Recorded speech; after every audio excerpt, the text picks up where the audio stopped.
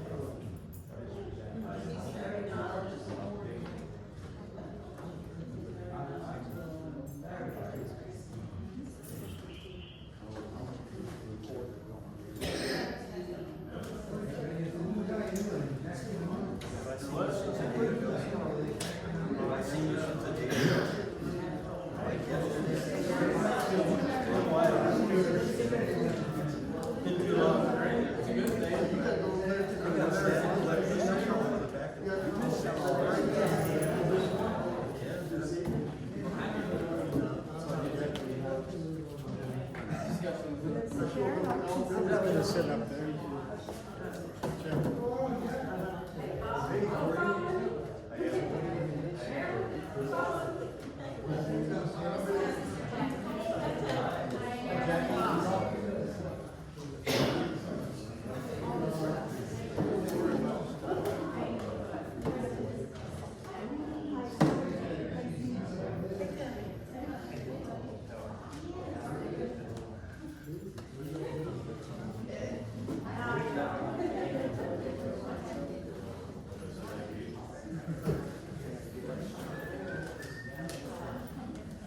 Hey, Miss Lucy.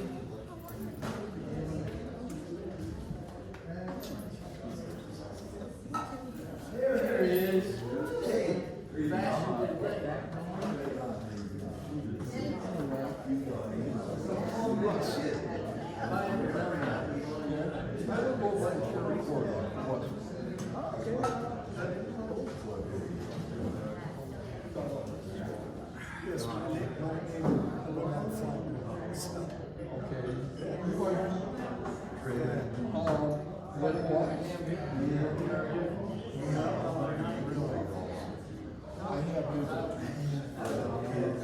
my father.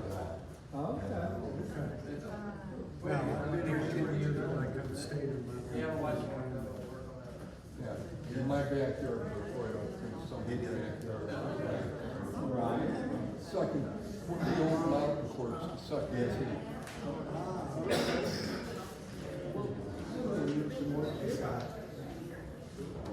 We got, I'm saying, waiting to. Right.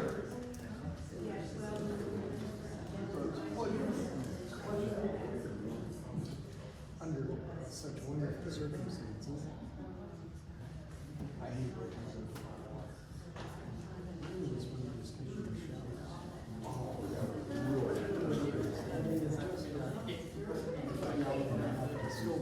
Because that's all she needed. And so I did that.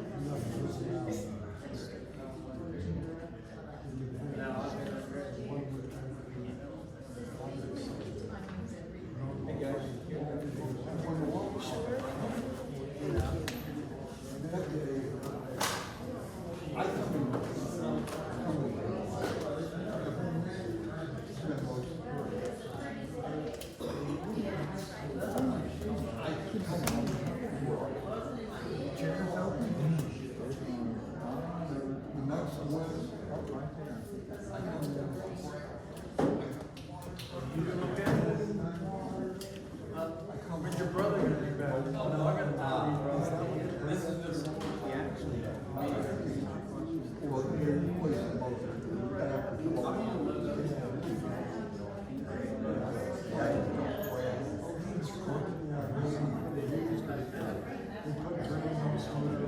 Yes. Repeated it your language.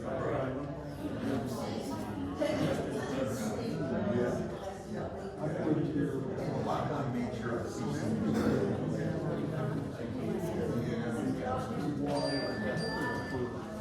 we got this.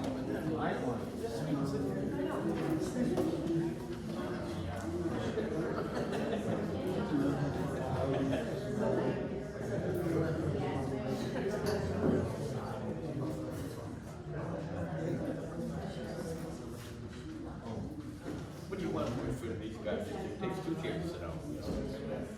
You should pay for it.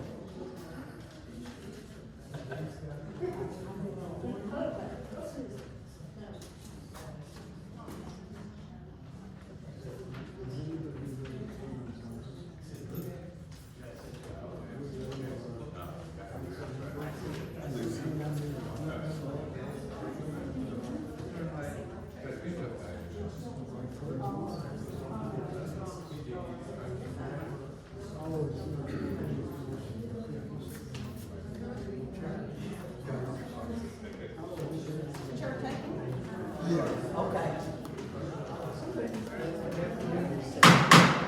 I'd like to call this meeting to order. Today is June 3rd, 2026 at 6 p.m. All board members are present. Please stand for the pledge of allegiance. I pledge allegiance to the flag of the United States of America and to the republic for which it stands, one nation, under God, indivisible, with liberty and justice for all.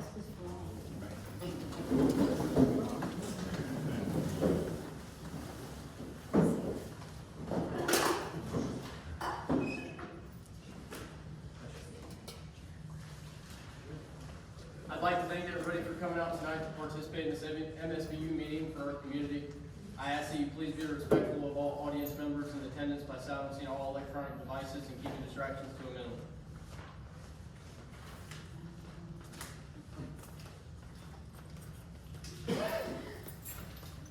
Has the board had a chance to review the meeting minutes from our March 4th, 2026 meeting? Are there any questions or concerns regarding the minutes? All right. Seeing none, I'll entertain a motion to approve the meeting minutes from March 4th, 2026 as written. First motion by Betty, and second by Gary. All those in favor say aye. Aye. Motion carries. Or any opposed? Motion carries. At this time, we'll move to adopt the agenda. I have one late addition to the agenda, or to the discussion. I would like to add on a prayer before the pledge, but we will discuss that in the discussion portion of the meeting. Are there any other additions or deletions to the agenda? Seeing none, I'll entertain a motion to approve the agenda as amended. So move. All in favor, say aye. Any opposed? Motion carries. At this time, we will close out our portion of the meeting and open the non-agenda audience. Each individual will have 3 minutes to speak. First person on the list is Jolene Atari. Do I stand here or do I go up? Whichever you feel more comfortable with. So I'm addressing you guys, so. You're addressing me, yes, Right ma'am. here. Yes, ma'am. Okay, first off, I'd like to say thank you to the board members of the MSBU, the gatekeepers of our assessments. We, as Sunny Hills residents, we pay that assessment, and so we are told that you are our gatekeepers. I know this hasn't been an easy last couple of weeks, with a current petition being signed by many of our residents to abolish this MSBU. But you are in that chair tonight because you stepped forward and you have been volunteered and you have been chosen by the BOCC to represent your neighbors.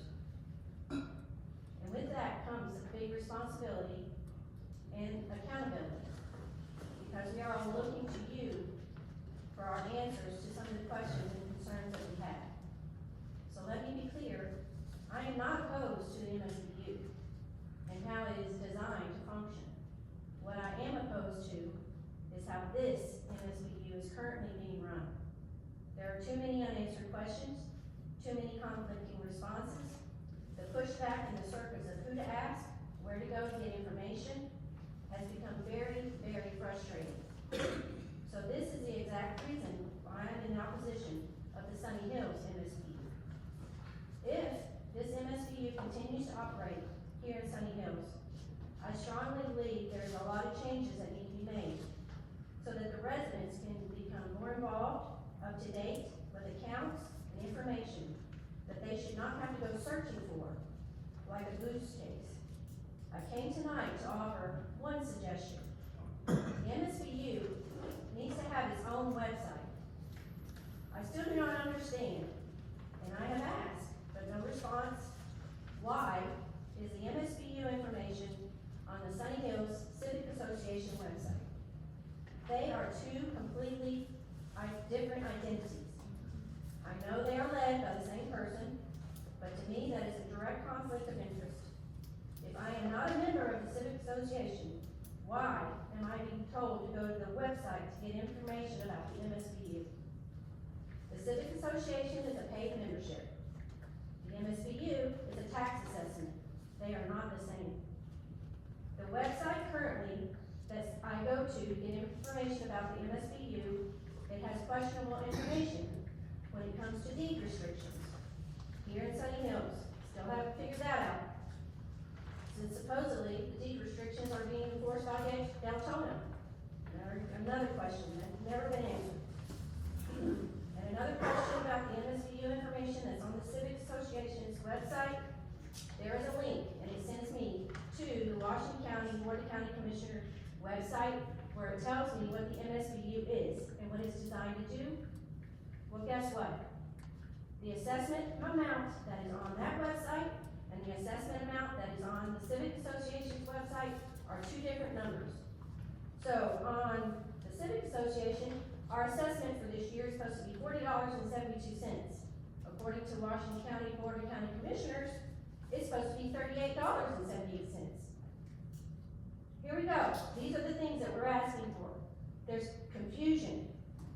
And again, a website that we can go to that we can get direct information about this MSBU of where our money goes. That's what we're asking. Thank you. Yeah, you're right. Would you give me an opportunity to respond to some of hers?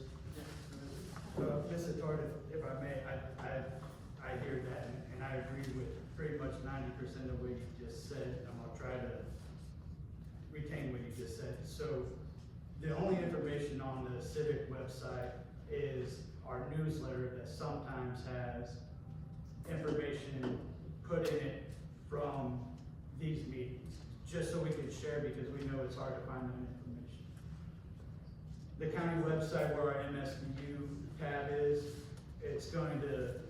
we're gonna put on board documents in the next couple of days.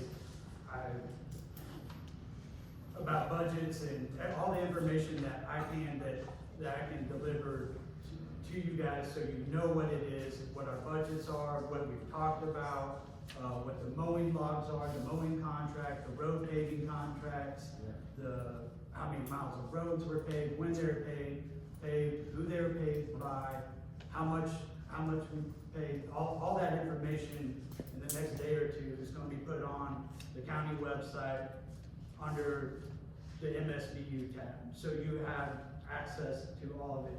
And then going forward, I'll make sure that that website stays updated with the current information that is discussed at meetings or whatever it is that I can provide to you to what you need and what you'd like to have. That way you don't have to spend hard-earned money and time finding documents and public requesting. I've already spoke to administration, they're behind it. So just give me another day or two and you'll know every road that's been paved since 2017 and how much it cost and where they're at and all those things. The Civic Association, a different entity, we were just trying to put out information here and there, but we want to keep those two entities separated because of the history of those two entities in the past before many of us ever moved here. So if the correct amount is 4072, is that right? And what website was it that was wrong? Was it the county website? County website says 3878. That was last year's? No, The it year says, before? it says the same date. No, I'm not saying that I'm sure it does say what you're saying. I'm just saying that sounds like the previous year's Yeah, it didn't. website. So we'll make a note, Yeah. so I can let, the lady that I send the information to, it's her job to put it on there. 4072 is what we're in right now for this tax year. So, does that kind of answers, do you have a follow-up question to The that? resolution doesn't pass. Jolene, Mr. Carter, do you have a follow-up question to that? No, I appreciate you, listening and making decisions to make those things happen. That's great. That's wonderful. Thank you. In a day or two, when you do start noticing those documents on there, please reach out to the coordinator's cell phone, send me a text, call me, or email me and say, I think there should be something, I have another question and I can't answer. Of all the year to end budgets from 2017 till current budget will be found on that website too. So you'll be able to see that our document says that we paid this much for road paving, then you can go to that budget of that year and see it come out of that line item. Yes. So you're saying that all that information will be on the BOCC website? Under the MSBU MSBU heading? tab, along with the meeting agendas, which I think we Okay. kept up with that in the meeting minutes. Okay. Please remember, today's meeting minutes, they get voted on at the next meeting, so they won't be published until that next meeting happens. Does that make sense? So tonight's meeting minutes are from, when was our last meeting? March 4th. So our meeting in March, these will be, now that they've been voted on, I'll send them over to the county. They'll be put on to the. Sound good? Yep. Does that help? Okay, hold on. Well, I just wanted to clear some of that up. The next person on the list is Kenneth Hart. Mr. Chairman, could we take brief time to get these other people some chairs so they can sit down? Oh, Yeah, let's do yeah.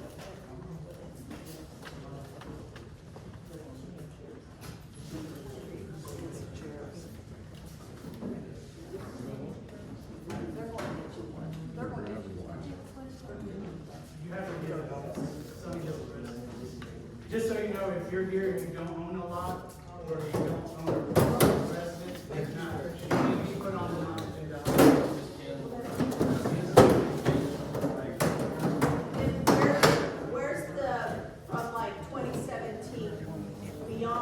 previous years, there's that information back. You have to go to the BOCC and ask the county clerk. That's before our time. There's a history with that. But 2017 is a breaking point where the committee, when the committee came back into existence, our representation in some of those, that started in 2017 because of a long history of before any of us ever lived. But I can get you from 2017 on pretty accurate. Mr. Just one more question. It's, Ken. you gotta address the chairman. I was just doing that while they Ken's were. over speaking, next. We're gonna let him go. Go ahead. All right, so I'd like to make a few comments regarding the structure of and the operation of the MSBU. First, concerning the minutes and their approval. Before the minutes are approved, are the committee members? Do you actually review them? I sat here for 15 minutes and wrote them, yes, sir. Thank you. What was the question? Are you reviewing the minutes that you're approving? Thank you. And reading those minutes, obviously. So the approval of the minutes is your rubber stamp, as you said, approval. The minutes become an official record of what occurred at that previous meeting, as Scott elaborated on. If they are incorrect, incomplete, or omit important discussion, then the public record itself becomes flawed. So, who does the minutes? Can you pause this time and would you allow me to? Yeah, go ahead. Okay, so I saw your post. I definitely would like to have oversight on my meeting minutes. So after I saw your post, I reached out to the HR department at the county. And I asked, is there some, I don't know if you like that answer, but is there somebody at the county that can make sure that I'm doing this the correct way? So from not this meeting minutes, but the meeting minutes going forward, I will submit the recording of the meeting, my meeting minutes that I've read, wrote them, and whoever that compliance officer is will go through it. There'll be more hours on the county, but they'll go through that to make sure that what I put in there is what's supposed to be in there and how it's supposed to be. Fair enough? Fair enough. I think the old cliche, it's not what people expect, it's what people inspect. Okay, second, I think we went over that. The agenda items. The agenda should do more than simply list a topic. I know with the BOCC, when their agenda comes out, I can at least review the topic. In other words, as we have tonight, discussion, there's no, well, I don't know what, you've made a topic, but I don't know specifically what it's about. Either did we, it came from some, Trey, if I may. Go ahead. So the discussions, or the dog park, splash pad, walking park, and audit of the MSBU, those came from residents, emailed to a committee member, and that committee member forwarded it over to me. So I don't know what, there is nothing to, they just wanted it on the agenda, so we put it on the agenda. I don't know if that person is here to discuss that, but that specific thing, I'm not gonna have documents because I have opinions on that stuff. I'm ready to discuss it, but I don't have anything to go with that. So if I could ask you, because I know at the BOCC, in order to get on their agenda, you can't just list. That person's not on the agenda. The item that they want discussed is on that agenda, and if that person was here, they would Oh, have, okay, so they I- would only have 3 minutes to come up and So discuss. what you're saying is they asked that would be discussed about? Yes, sir. Gotcha. Then we have, example, future projects, road paving presentation. Who was that? The presentation will come from me. Okay, so that's coming from you. So like I said, we don't have any privy to that unless we come. No, I will post, so when it comes, comes to road paving, or pretty much any project that we do, whether it's mowing or, street lights, they're not voted on in one meeting. These are discussions, so the road paving, this is the start of next year's road paving plan. To present, they're the places that the committee has asked me to look at, are places that I've seen and designated to be presented. We will talk about this for the next several meetings until about that January, February, March meeting, when that resolution will be finalized and voted on in the committee. So you will have many times that you could miss many meetings in between. But then you have many other meetings that you could come in to catch up on what has been discussed. No, very rarely is a topic put on the agenda that's brand new and then voted on that night and passed all in one meeting. It's usually, you've been here a few times, very rarely does that happen. Can't think of a time that it has, but I don't want to say it hasn't. So, we're not gonna, we'll have to wait for them to come out. Clarify that? Well, when it comes to what's being presented today, how will others be up to date as to what's presented today? Well, I handed everybody that came here today, a copy of exactly what they have. So you're more than welcome to go home and post it on the internet or whatever. My hope tonight on things like this is that you see, and the committee sees, what our options are today.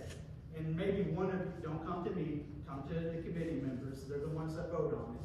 Hopefully, you'll come to them and be like, Mr. Donovan, I actually know of this other area in Sunny Hills, would you all mind having the coordinator go over there and put together a presentation and have that as an option as well? And they will come to me, they will give me that directive. I'll go out to whatever neighborhood that is. When I do my presentation, you'll see that there's some criteria. I'd like for you to keep that in mind. And I'll go out there and I will go do the work, get it put together, and I'll present it at that very next meeting. And that as a committee, I know, because I was on that committee, and as a coordinator, that is our hope, that you all keep showing up like this, help us make these decisions, they're your decisions too, and then we'll eventually work to a solution. Is a vote always gonna go your way? No, you gotta suck that up, right? Not everybody's gonna be happy, but whatever, you will all have the opportunity to voice your opinion. And then your committee, just like the VOCC, advocate to you, tell them what you want, what your needs are, what you expect. They're volunteers. They will volunteer their time to respond to you. Does that sound fair? Well, it's a start. Okay, we gotta start somewhere. Lastly, with the, I would just recommend the sign-in sheet. Because a lot of times in the minutes, it gives you the impression as if some big group is here. And so, once somebody raises their hand and says, yes, I agree with that, and so they're put in the minutes, but it's not known that they were the only ones here. And so it would give the impression that maybe they were called to be here to say that. I'm not putting a sign-up sheet and making people put their names down unless they want to be publicly recognized in the meeting minutes. Now, you can go above my head to the commissioner or Mr. Fleener, Got you. but I'm not doing that on my own. And, that's pretty much about it. Thank you. Thank you, Mr. Clerk.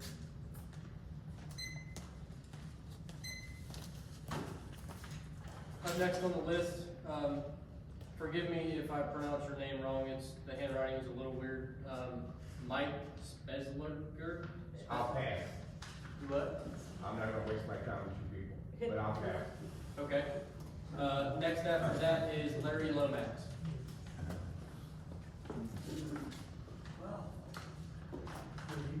Good evening.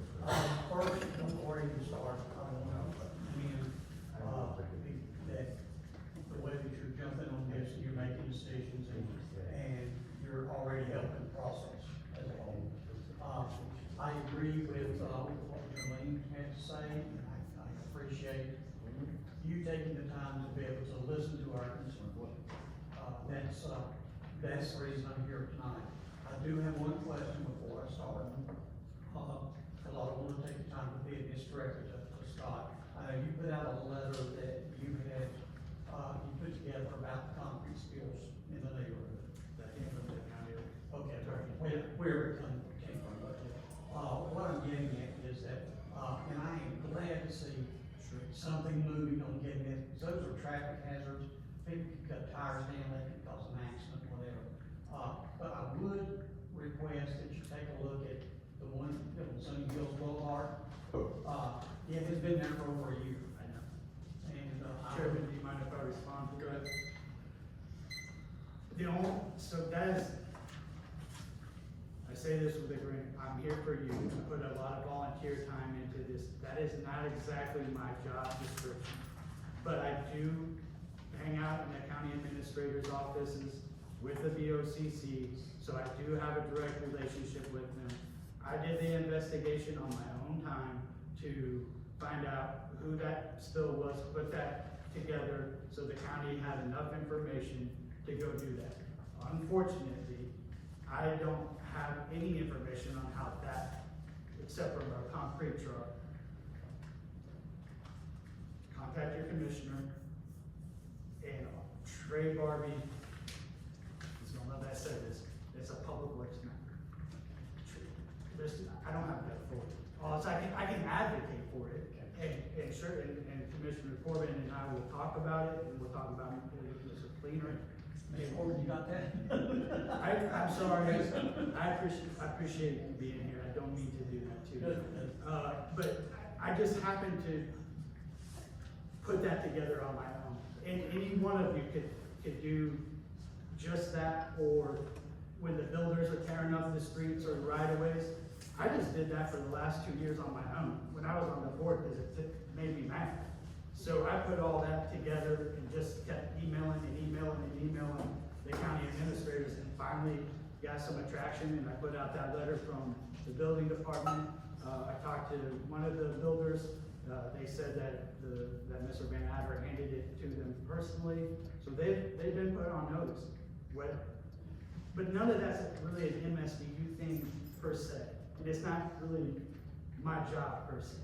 And I have on my computer, I'll be happy to share with you from 2018 what the coordinator's responsibilities are.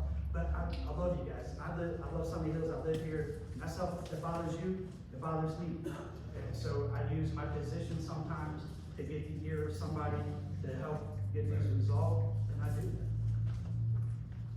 Okay. But we'll work on it. All right, thank you. I do want to express, some of the same things that have been said. I would like to see some changes on the way the board is done as a whole. The reason for that is because I feel like that we need more input from the community. I think that the board should be selected by the, citizens and residents here of Sunny Hills. I don't think that's something that should be done by the BOCC. Can I, so I don't lose all your thoughts, can I respond to that? Okay. So residents, yes, we're residents and we live here, so try not to get mad at me when I say this. It's not, when you talk like that, you have to involve all 24,900 lot owners. Because the MSBU isn't set up for a developed house, it's set up for every lot owner, because every lot owner pays into it. So if you want a vote on who's on that board, well, the board switches over every year. So two positions come up 1 year, the very next year, 3 positions come up. So every year, we have a reorganization of the board. It may still be the same people on it. One person might come off, might come back on. But every year, it's a new board. So if we were to vote on that, I'm sure you probably could. It's gonna cost us money and time, and that's definitely gonna come out of the MSBU budget. So I understand the concerns that they're appointed by the BOCC, but I promise you, in the past, until Ken and Larry brought attention, we have begged people to fill out the job. So let me just set this as an example if I may. Trey, who is your commissioner that, is your district rep? Who hired you? Who appointed you? David Corbin did. Has David Corbin ever asked you to do anything? No, besides, we had a phone call just about whenever I was getting, first Has talked about, joining the board. ever asked you? Other than that, just to a vote? typical, hey, how you doing? I've never even talked to you other than just here with me. Leland, who is your representative? Mr. Pettis. Mr. Pettis hired you? Or- Oh, no, absolutely, see, that's a misnomer. Who Mr. appointed- Pettis didn't hire me, I came in here, sat in some meetings, it opened up, I forget, what was her name, Angela? Miss Blackwood? Okay, Ms. Parker. She had resigned, and I said, I'd like to do that, if I can. Because you were sitting in a meeting.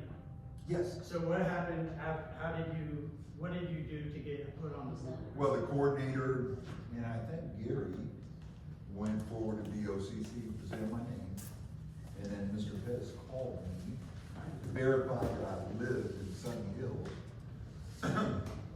which I confirmed, and I have not talked to him since. Betty Lee. There's no smoking gun there, Betty Lee, I who was is your sought out. Leslie, Mr. Griffin, Commissioner Griffin? And how did you become on the board? Speak loud. The position was open and, they asked for resumes and I submitted my resume and no you for it. I think there was 6 other people or. Has Commissioner Griffin ever reached out to you and asked you to vote a certain way or on a certain thing or put anything on the agenda? Mr. Hartman, do you have anything you'd like to add? Yeah, I'd like to, if I can, good. First of all, I'd like to say that the county commission making the appointments is by state statute. They appoint everybody in the county except for the constitutional officers, and you get to vote for them. You get to vote for the school board, you get to vote for the superintendent. But the board of county commissioners are charged with the appointing members of the planning commission, the value adjustment board, the library, all of the things that are under them, they have to appoint. They don't have a choice. It's not that they wanna do that, I and think you misunderstood what I was asking. When I started, I wanted to thank you for that. no, I'm not finished yet, let me finish, okay? Sorry, that's my fault. I've been appointed to this board by 2 different commissioners, by 3 different commissioners at 3 different times.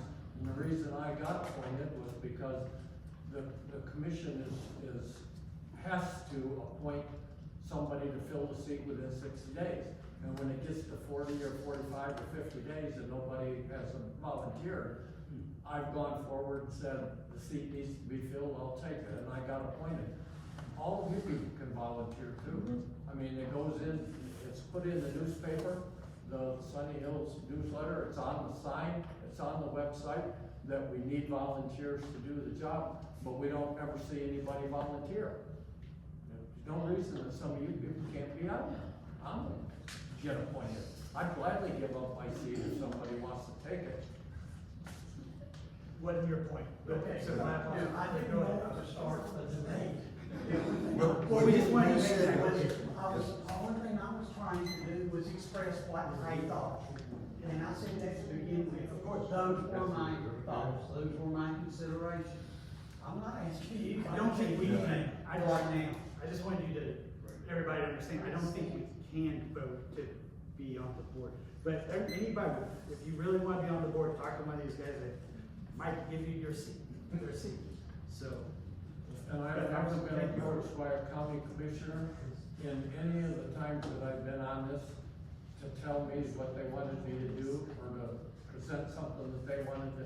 We have no contact with them. We live under the sunshine laws. We can't do that. Mr. Gary, I know you didn't say that. I didn't say any of this. I just simply asked, No. gave my opinion, my thoughts. you're doing great. No, You're I doing just- great. You're doing great. explain it the way you Just, No, I'm not getting anywhere. If I may, Chair, What's up? real quick. This MSBU was created by a survey with not all the parcel owners. I wish it was. Yeah. So to say that it would take all the parcel owners is misinformation. It was started by about 90 people. So that's the God's honest truth. Fair enough. Thank you.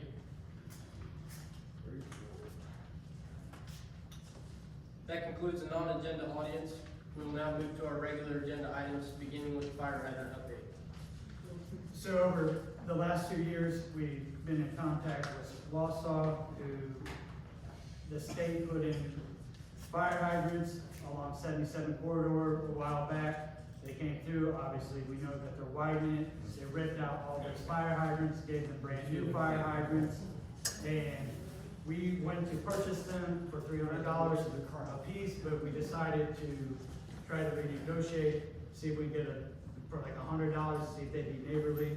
I had a chance to watch their city council meeting.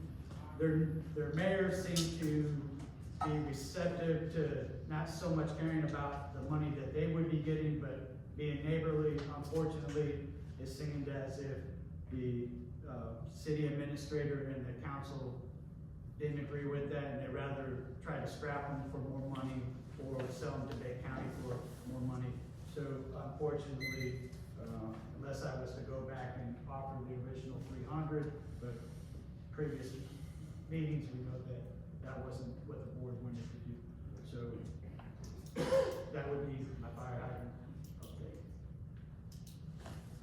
Can I ask a question?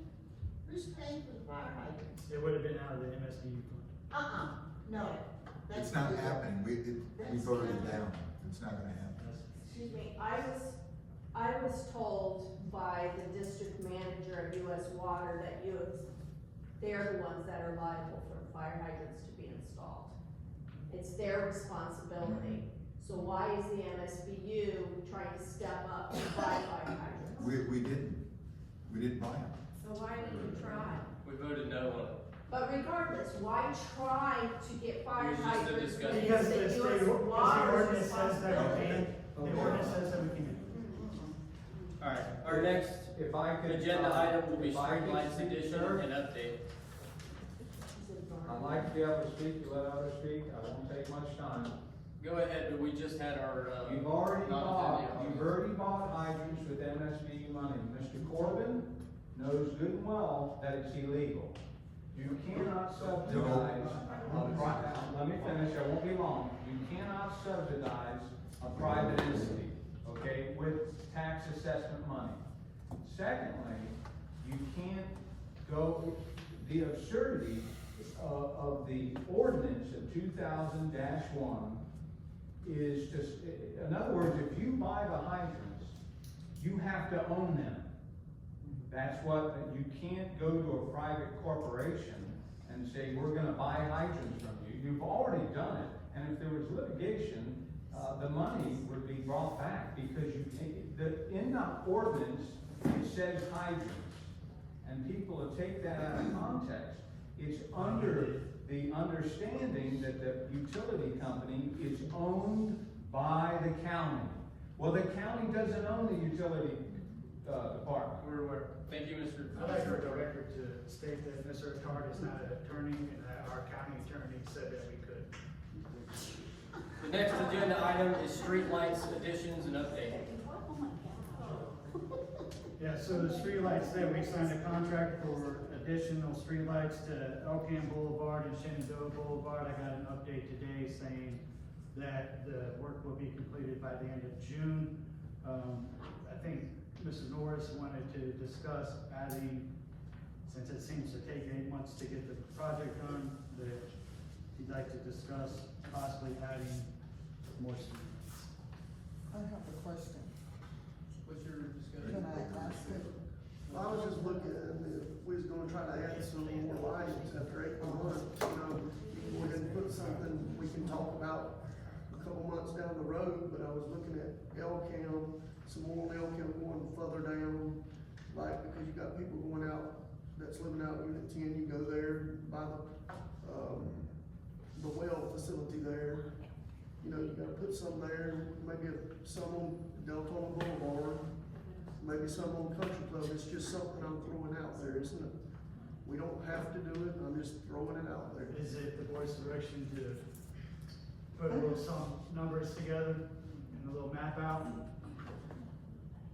Yeah, as a, something to bring out for us, something to look at. Yeah. Is it the pleasure of the board to have Scott write something up with what streetlights we would be adding and the cost of everything in certain areas of this plan? I'll take a motion. I have a question before you take a motion. It's got, after the second motion, then it'll open up, if they're gonna vote on something, so here's the rule. They'll discuss it, if they make a motion, and then if there's a second motion, then the chairman will open it up, and you'll get 3 minutes apiece to talk on your opinion on that discussion. If there's not a second, the motion would die, and we'll carry on with the meeting. But I will entertain a motion to direct Scott to write up a price sheet and which locations and everything would be to add these additional lights. Do I have a motion? Motion, do I have a second? I'll do a second. Second? Now we're open for discussion, so you can ask your question. You can speak now. Okay. If you don't mind, say your name and your address. Why you gotta give all of that? I live in Sunny Hill, I've been here since 2000. I've been here since 2000. And things have not changed, and what them men are trying to do for our water and everything in Sunny Hill. Your comment will not make it into the meeting minutes without. Okay, my name is Cynthia, I don't have to give my address, but I live on Alcan, Fair enough. okay? There are no street lights on Alcan once you leave Dollar General. Correct. And them streets are so doggone dark, but you Correct. wanna put lights down here at Daytona? Deltona. Well, Deltona, Daytona, whatever you wanna call it. Put streets where people are building homes, where kids and dogs are getting hit. That's where the lights need to go. And what I just. Yeah, was this not for Elkham? Yes. Was this for Elkham? Elkham. So, I just said that's that. what we're trying to change, man, we are trying to have lights in Elkham. But the last meeting we came to, they said there was already lights there. There has never been lights on Elkham. A meeting here? Yes, I don't remember seeing you at a meeting. I remember seeing you. Huh. You have Yeah, any I about don't remember that, but this was discussed last summer, when that's when the contract was signed.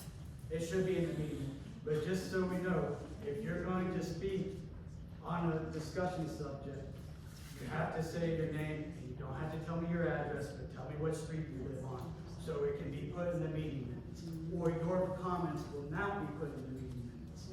Okay, that's fine. But there's no lights on Elkham. There is no lights on Elkham, but by the end of June, there will be lights on Elkham. I hope not where he said. Christine Walkerton. Shenandoah. That's what we've already signed last year. Scott? Go ahead, ma'am. Question, can you explain to me specifically what the county pays for? My understanding is the county We're still should be discussing paying. the I know. Okay. The county is supposed to be paying for the lights. No, They they're pay not. for lights everywhere else in Washington County. Why are they not paying No, it ma'am. here? Trey, would you ask Commissioner Gordon if he would like to speak? He doesn't have to, but he could probably attest to how many lights the county pays for. All I know of that we pay for is about a half dozen in Walsall. We pay a small percentage on that new section because we were asked by DOT to do that. Because Walsall didn't have enough money out of their budget to do it.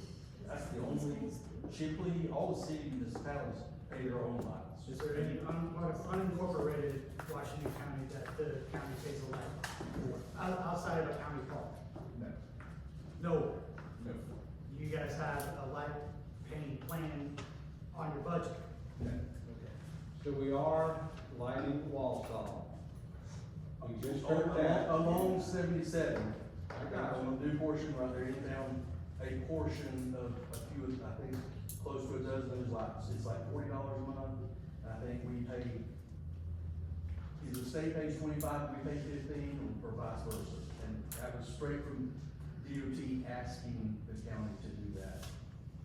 Can we get a list of lighting that they're gonna do for the unincorporated Dade County, or Washington County? I'm sure it's labeled, yes. Yeah, can we get that, Mr. Scott? I don't have that, that's not my department, I don't have the records on my computer to get to.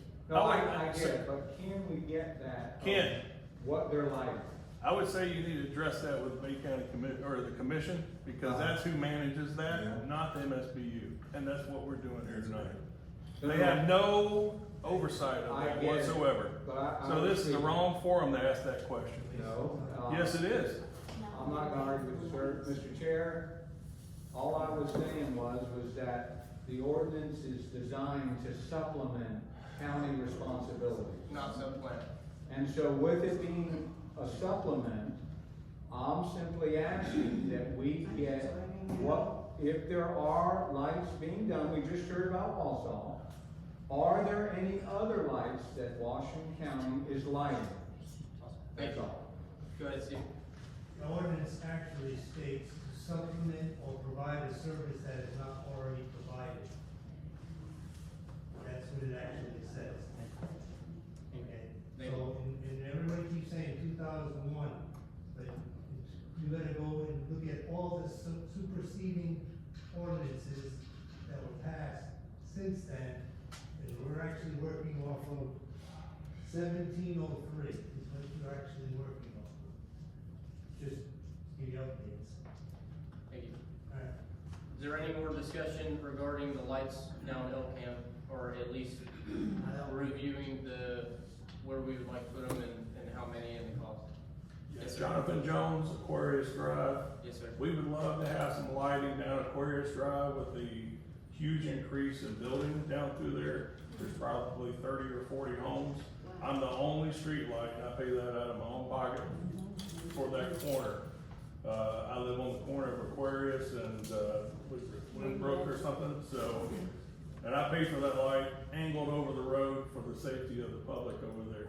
Okay, so that area absolutely needs some lighting, if you guys can put that somewhere in the agenda to look at. Mr. Chair, can I address that? Yes. Mr. Jones, I don't think you're gonna like what I said. I'm sorry. Not everybody in your neighborhood wants lights, and if we put. I'm not saying everywhere, but at least every 4 or 5 homes for So, safety. Here, in accordance with the ordinance, we try to make it, each decision benefit the most of Sunny Hills we can. So therefore, we only are lighting up the main arteries in and out of Sunny Hills, and not going down. I pay for my light on my I understand street. that, but with Dumajack now currently paved, Aquarius is increased on traffic, probably 10–50%. And we've also had several houses with suspicious persons coming up into the yard. We had one just the other night that our neighbor actually shooed off with Georgia tags up there casing a couple of the homes. So I would say that, you I'm know. not saying we can't. I understand I'm just that, saying our but there's reasons at why. least, I mean, that whole street's full of homes now, so if there So could be, why wouldn't they have their streetlights? I don't know, I pay, we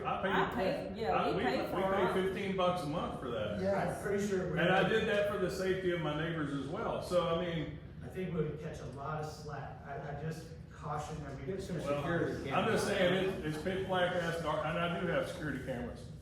That's also how we track this stuff. But there's children, there's people walking out there at night that are neighbors.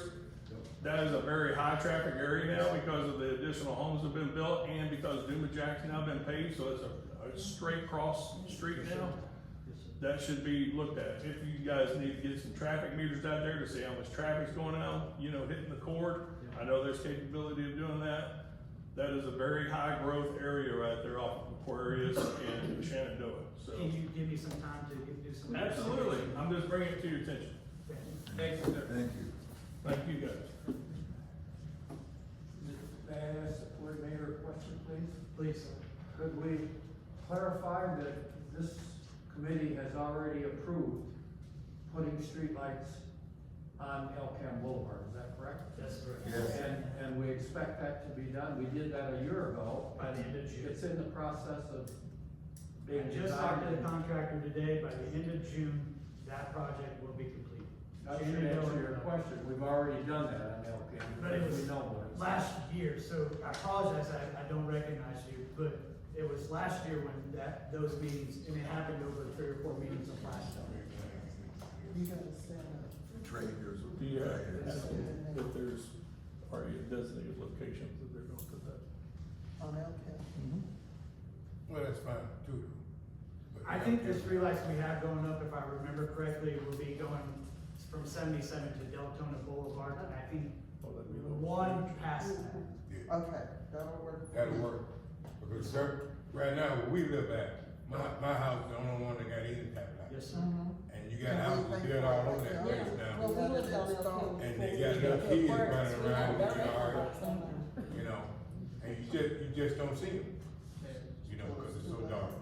They're coming on the boat, on Alcam, that decision's already been made, contracts been signed, I promise those are coming, at least for that. Thank you, sir. Yes, ma'am? I just had a question regarding the lights. You had mentioned, Scott, that some of the people don't want the lights. In their neighborhood streets. Right. So how do you go, so those people that aren't wanting the lights, cause I'm one of them, I prefer not to have the lights. Do you go around to these individuals and ask, do you want a street light, or how do you do it? So inside of a neighborhood street that's not a boulevard, we've never attended. So I've never had to.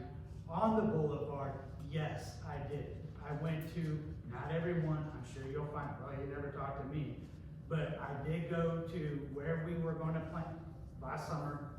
I know a lot of residents. I went to their houses and I said, is it okay for you if we put a street light on, and most of it, not all of it, is on intersections. So if you're going down Shenandoah where Deadman comes in, we wanna put a light there, or all where the crossroads are.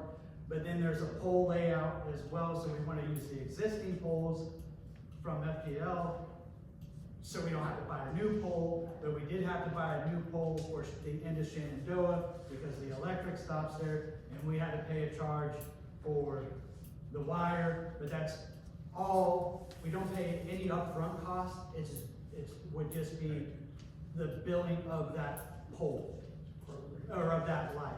Does that make sense? And our light bill, I think, is, once these lights come on, it should be $40,000-ish, give or take, a year for all of our lights. Go ahead, sir. What about some of the solar, powering of that? I've seen quite a few lights with the solar options that would cut down the costs. But it didn't.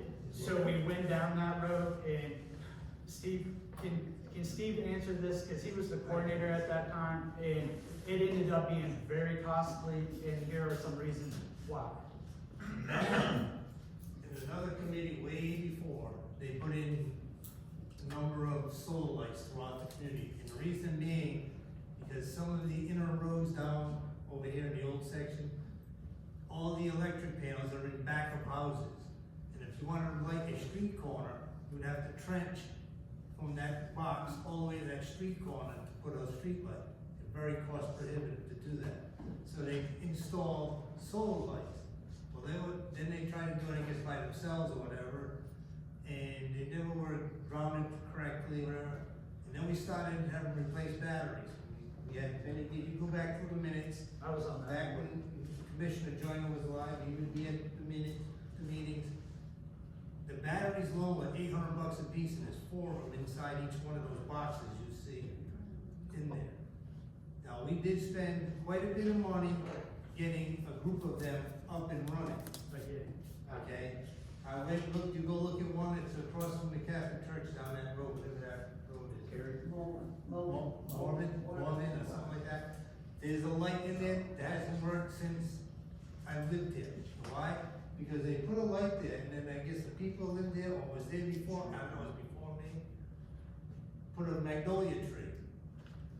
The panel faces the magnolia tree, so it doesn't get enough light to go, so it kills the battery. That one we're not even gonna worry about fixing, because it's on their property, the tree, you can't cut their tree down, and you're never gonna get anywhere. I've had to hire Easy Care when I was there to go around to some of them and cut trees back from them in order that they work. On Hancock, I had to cut the trees so the one down there works. But when you have put the solar lights and you got big old oak trees across the street, and they're not getting enough sun to keep the battery charged, Totally understand. it becomes cost prohibitive that way. Totally understand, sir. In doing it by buying the lights outright, the street lights like the one down here at top of the hill, Shenandoah and Independence, they challenge it. They put a little mini, what do you call it? No, they did, Transformers? That is another part of this. Okay, that's the thing, for every light that goes in, there has to be a transformer there. So we had to do that transformer, you'll see there's a little one. That was done specifically just to run that light. And we purchased that outright, so that it minimizes the monthly cost of all the electricity. So to clarify, when he did that, that was golf power, or Yes. golf, whatever. It was in transition. So now that FPL has our grid, what he's saying is we bought the product, the lamp, the arm, the work to be done, the pole even sometimes, paid that upfront cost, so our bill was like $9. FPL doesn't do that. They do it, they'll do all of it, they just bill it into a monthly thing to where you're contracted to, have it for 10 years because of the work that was being done. Have you taken bids from Gulf Coast Electric, because that's who we use, and that's who's putting all the new infrastructure over on Aquarius and Shenandoah areas? My answer is no. Could be my fault, but no. I would recommend getting some bids from them. That's who's been putting in all the new poles and all the infrastructure. So can they put that on FPL's, poles though? Because we're using poles that already exist, so we don't have to buy poles. I understand that. That was poles that were existing on Aquarius beforehand. Okay. But Gulf Coast Electric's come in and boosted up that whole infrastructure to support all the house building over there. Do you have a way to get a hold of me? Scott? Yep. Yeah, I talk to you all the time. I did your community cleanup with the Jeep Association. They can't do that, by the way. So, I just didn't want people thinking you were my buddy. I know you know who I am. I mean, I was at your house for a barbecue 2 weeks ago. But, And you cooked good ribs. I'm just saying. No, I've never met Scott in my life other than communicating with our community cleanup in Sunny Hills about a month ago, and he helped us with that. And I'm glad we could do some good to clean up some of the trash around here off of Elkham. I posted many pictures about it, and I hope y'all saw that on some of our social media stuff. So, and we also did the White Oak Cemetery cleanup with the veterans' graves and everything over Memorial Day. So, that cemetery goes back to the pioneer days of 1850s. There's Civil War graves in there, and it just breaks my heart to see those graves dilapidated and unloved. And we spent a whole afternoon over there cleaning that whole cemetery up. And if anybody wants to see it, I'll be happy to take you by there. Thank you. Very welcome. Yes, Quick sir. question, Jim Smith, I live on Flagler. I pay for the light on the pole. I'm assuming if you don't have a pole, you don't get a light in the front of your yard, or am I incorrect in that? Or Does anybody some of have the a house people that who've doesn't have a pole? complained or pointed out the fact that it's dark, could they not get a light on the pole? I mean, grant you it's $15 a month, and I'm cheap and don't like paying it, but I'd rather have the light. Fair enough, yes, I mean, it's what, $12, whatever it is now. Yeah, so they'll put it up, not charge you, but then you have to pay the bill. Right, okay, so there's a short-term solution to some of that if somebody wanted to.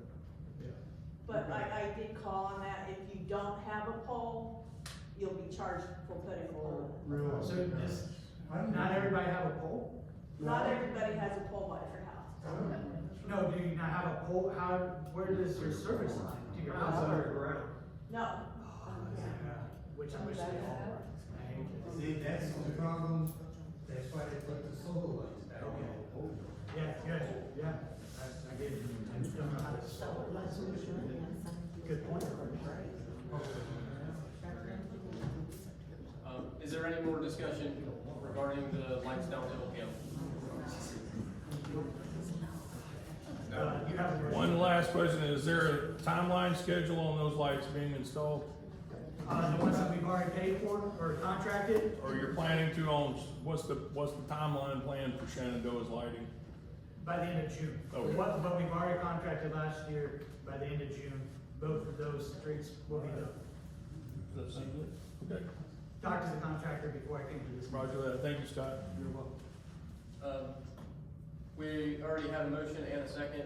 We've now had the discussion, for Scott to, See what it costs. see what it costs, What it figure out how costs. many we can do, and bring us something to actually see here that we can all discuss. On Deltona Boulevard, correct, Luke? Deltona and some, few more down Elkhorn.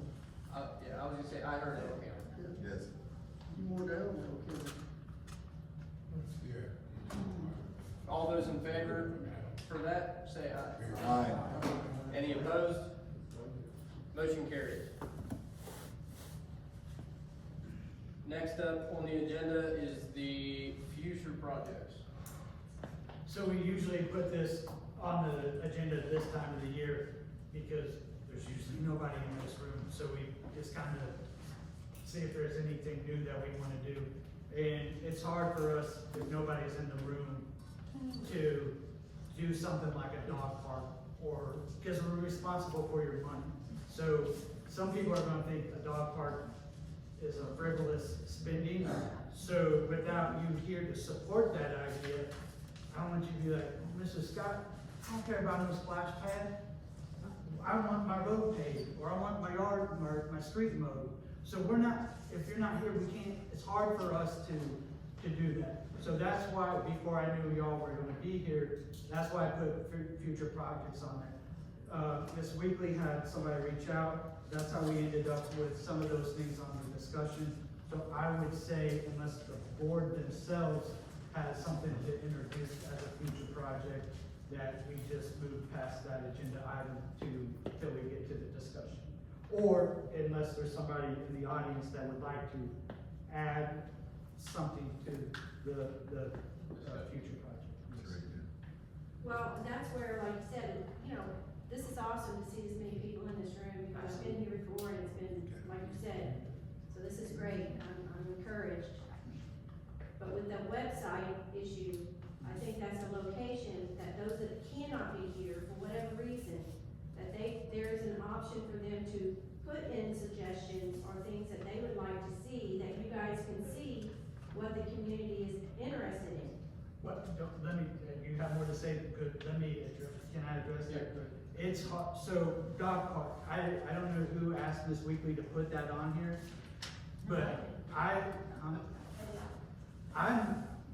Scott, if nobody's in here, and we put dog park on the agenda, and I don't care about a dog park, who's gonna be here to advocate for that? So yeah, we're happy to, and you don't need a website, if you can find their email addresses, maybe that's an issue on the website. But if you, then just, all you have to do is email them, or me, and if it's okay with the chair, we'll put whatever suggestions you have on there. But if we're the only 6 people in the room, and none of us care about a dog park, then it's hard for us to talk ourselves into putting a dog park. So, I'm happy to put things on the agenda even if you can't come. I would say if you can't come and you want something on the agenda, maybe at least write a letter in that email to them saying why you want that amenity or that service to be had. Because then now we have a reason behind it. If all 5 of us were like, heck yeah, dog park, then you would luck out and we would make that motion. Does it did I explain that? Does that make sense? Use the emails and you're all set.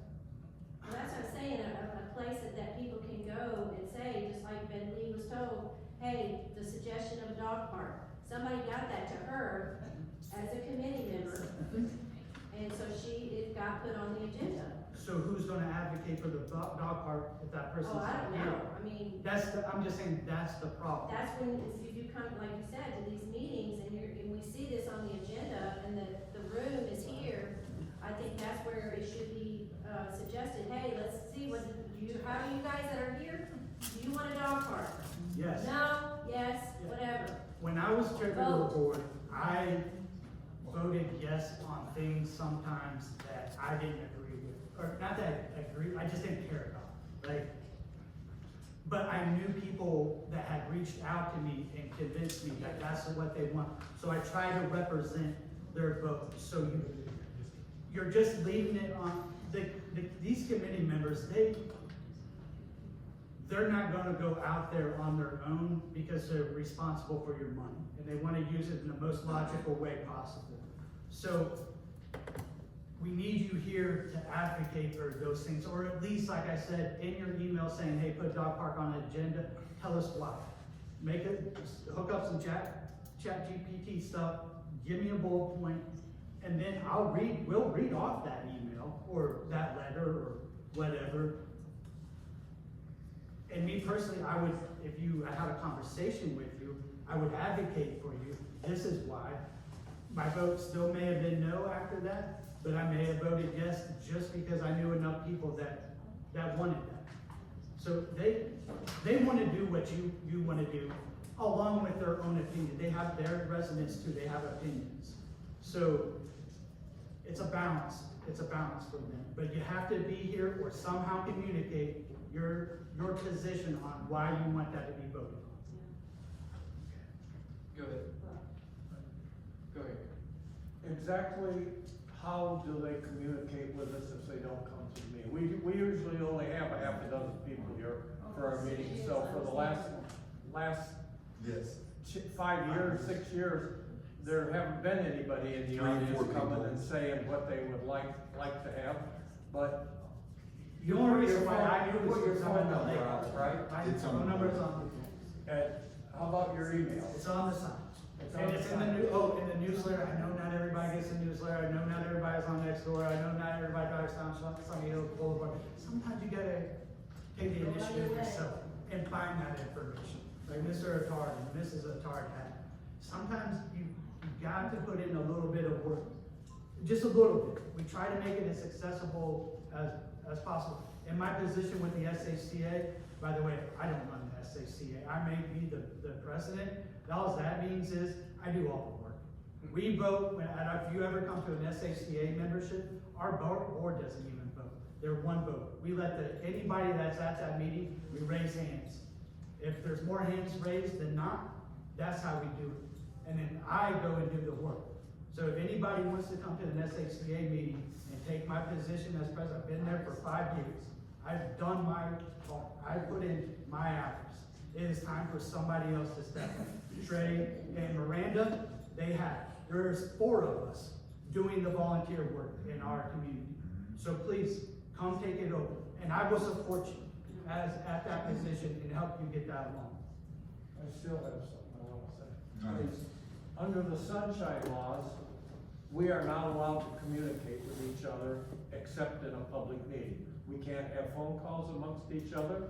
We cannot send emails to each other.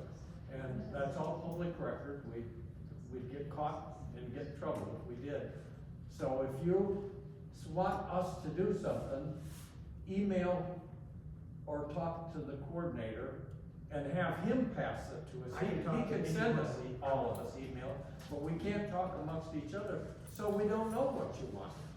I'd be glad to give you my email address if you'd like to have that, so you can contact me. But there are certain rules and regulations that we can't get around. We really don't know what you want.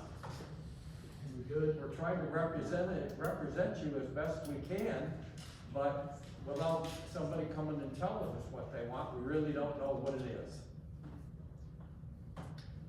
Is there any more discussion on this? Question. So when something gets put on the agenda and you guys wanna vote on it, is it just you specific people that vote to get it passed? Yes. Or Yes. I mean. Yes, but normally, it's very difficult for us to make decisions for any residents if residents aren't here to speak about it. So, yes, it is us voting on it, but we're here to help every resident in Sunny Hills. We're here to, So when you're saying you put something on the agenda, I honestly feel that if you're wanting to put something on the agenda, that person should be here. That is how it should be. And yes, I do understand that people work and they have kids and all of that stuff. But if you put something on the agenda, then you need to have somebody substituting for you to be here. Ideally, yes.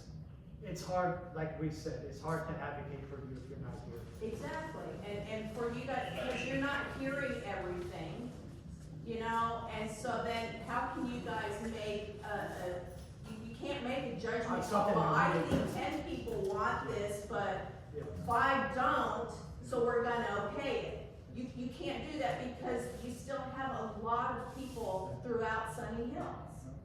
And if you, like, Jolene, I think you had said that, but you say posting it on the MSBU site or something like, hey, you know, this is what we're looking at, this is what, you know, if you guys wanna vote on this, or if you guys are interested in it, let us know, give us some input. So I will start trying, here's the problem with, that's what the agenda's for. And I posted, the county asked, I don't have to post it, this advisory committee doesn't, the VOCC does, but we technically don't have to. I try to post it 5 days before. Have I always? No, I've not, but I try to. If I go further than 5 days, what happens is you'll see something get added.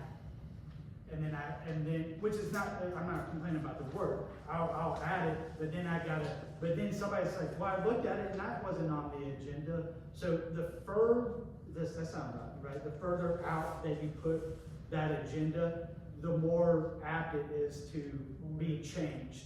So it's kind of a catch-22. But yeah, but you can also just say items may be subject to change even. I mean, just to let people at least be aware of what it is. I'll think about that. I want to do the best. No, I can. understand, I will try to think that through. Steve? Scott, procedure for that would be put your agenda together and get it out there on the county website. And then if some changes comes up, it's brought up by the committee members during the open meeting. And that's when you add to the agenda in the open meeting. Yeah, and that's another You don't thing. wanna keep changing. Exactly, you don't wanna have. And technically, I'm not the one that makes the agenda.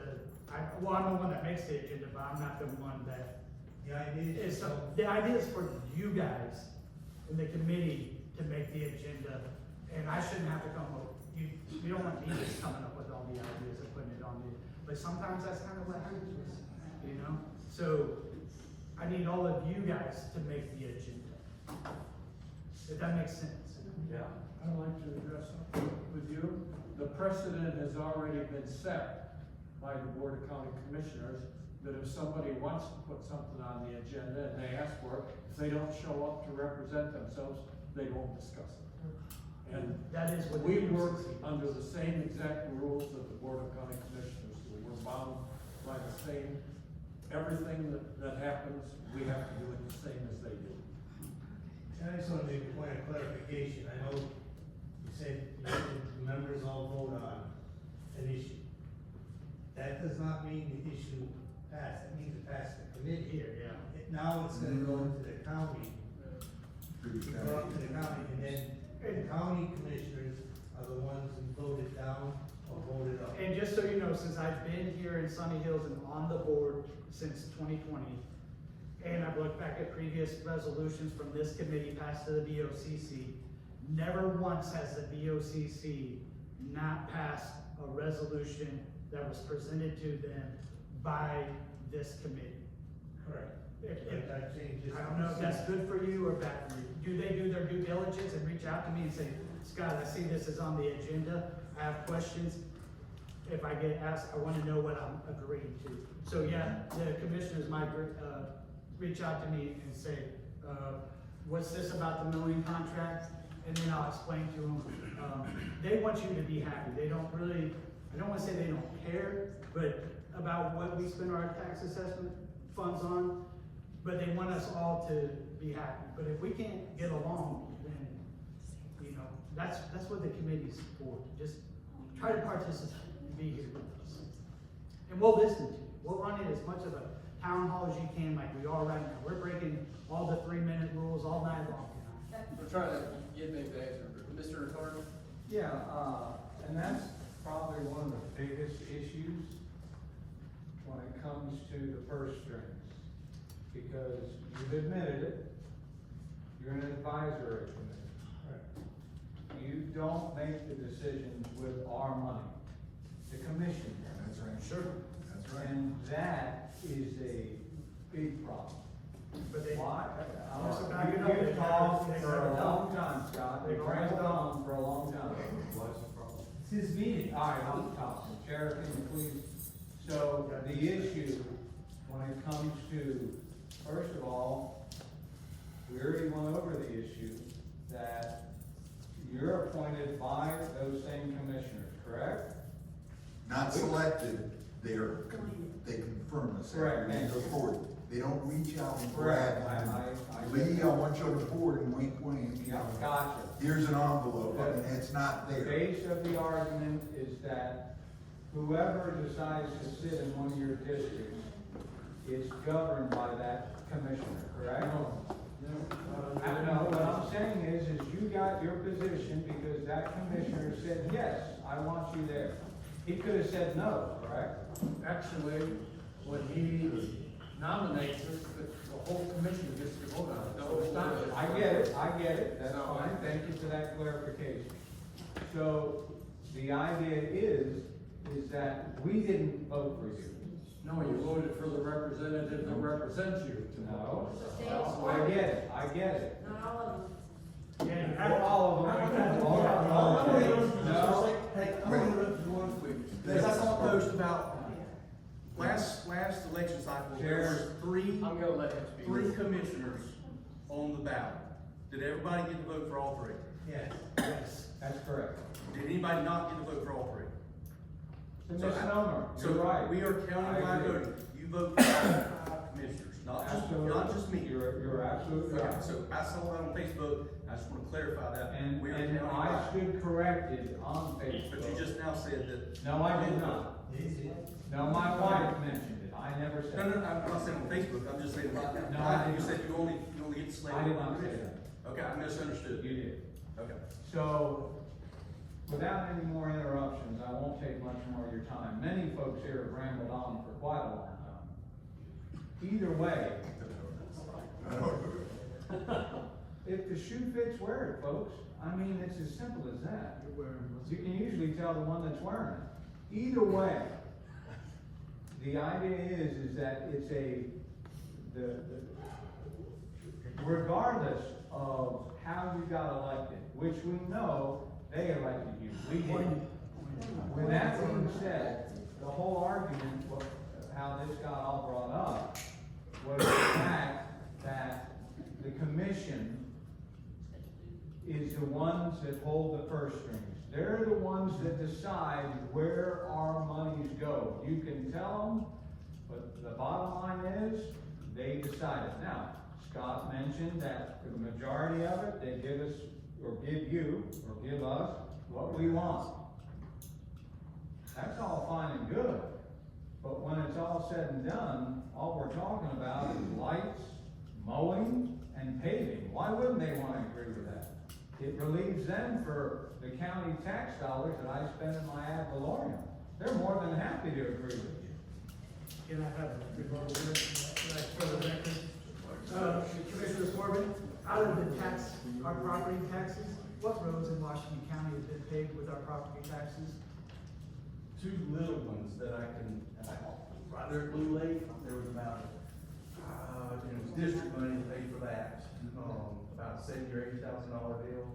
And there was a little piece that FEMA road got paved and they left off about a few hundred yards. There was like a $40,000 or $50,000. That's it since I've been commissioner. And that little piece there was a reason behind paving that whole piece, right?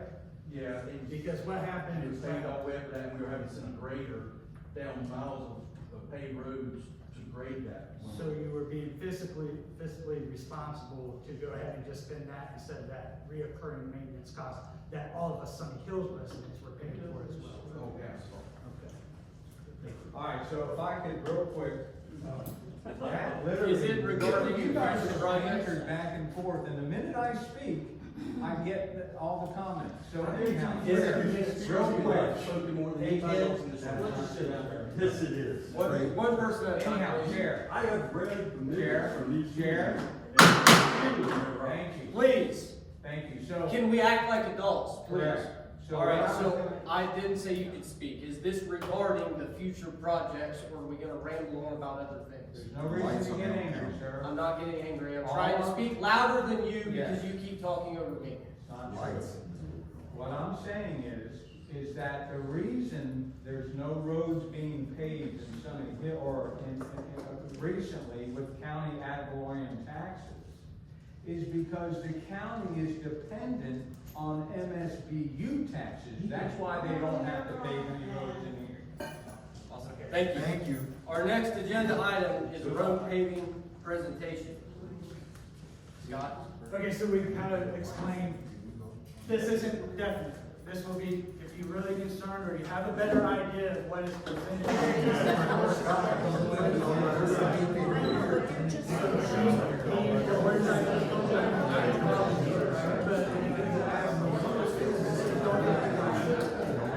Get up there, Mayor.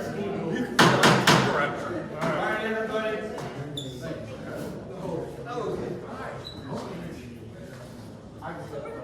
Okay, all right, thanks for hanging in there. Anybody needs to start videos or anything, or you still on? Okay, all right, so right up there on the screen is the completed MSBU road project since 2025, that's not true. I didn't do a great job, since 2017. 2017 is when the committee started back up. The first round, you can see, can everybody see the stats? I can read them all. You got about 4.13 miles of repaved, 299 lots. That was in 2020, 2021, depending. The second round, 2.95 miles, 237 lots. The fiscal year 23, 2.42, and then this last year, 3.88, and that total fund miles, 13.38 miles. Off the top of my head, I do not know how much we paid for that. I know last year we paid, don't quote me, 754,000-ish, but those documents that say exactly what roads and exactly the length of them and exactly who paid, the company that paid them, I promise are gonna be on the MSBU tab of the county website. So hang tight, don't pay for it, it's coming from 2017. Before 2017, I don't have that. You have to go through the county and do that. Next slide. Some points of interest. Of course, our roads, we all know, are primarily paved with MSBU funds. The BOCC, or the county, however you wanna say that, they pay our engineering costs. I don't keep those records because they don't come out of our budget. So it's usually roughly around 10%, and I'm sure there's people in this room that may know exactly what the county paid for engineering costs. Steve, you can correct me if I'm wrong, 2 out of 4 of those projects, if not 3 out of those 4, the county striped the road. I did see one document, and I think there was around $5,000–6,000 that they paid to Gettler and Gettler to have the road striped. I was on a board, on this committee, one time when we did this, and we asked the coordinator to go to the county and see if they would pick up that cost, and they did. And when I go to present this at the BOCC, once we decide what we're doing, I will put them on the spot and ask them to pay the engineering cost and the striker. So they'll have to tell me no to my face, and it'll be legal. What else we got up there? This last project, was great. Trey Barbie, under the direction from Mr. Fleener, who takes his direction from the VOCC, came in and he removed all the top asphalt off of the base, which, if you know anything about road paving, it's going to give us a better product at the end. And it didn't cost us any, well, it cost us as taxpayers into that funding, but all of Washington County paid for them to come in and remove our asphalt. So it was a benefit that we received. Hard to track that price because it's man hours and labor and maybe some equipment or something like that. But I'm sure the county can answer that question.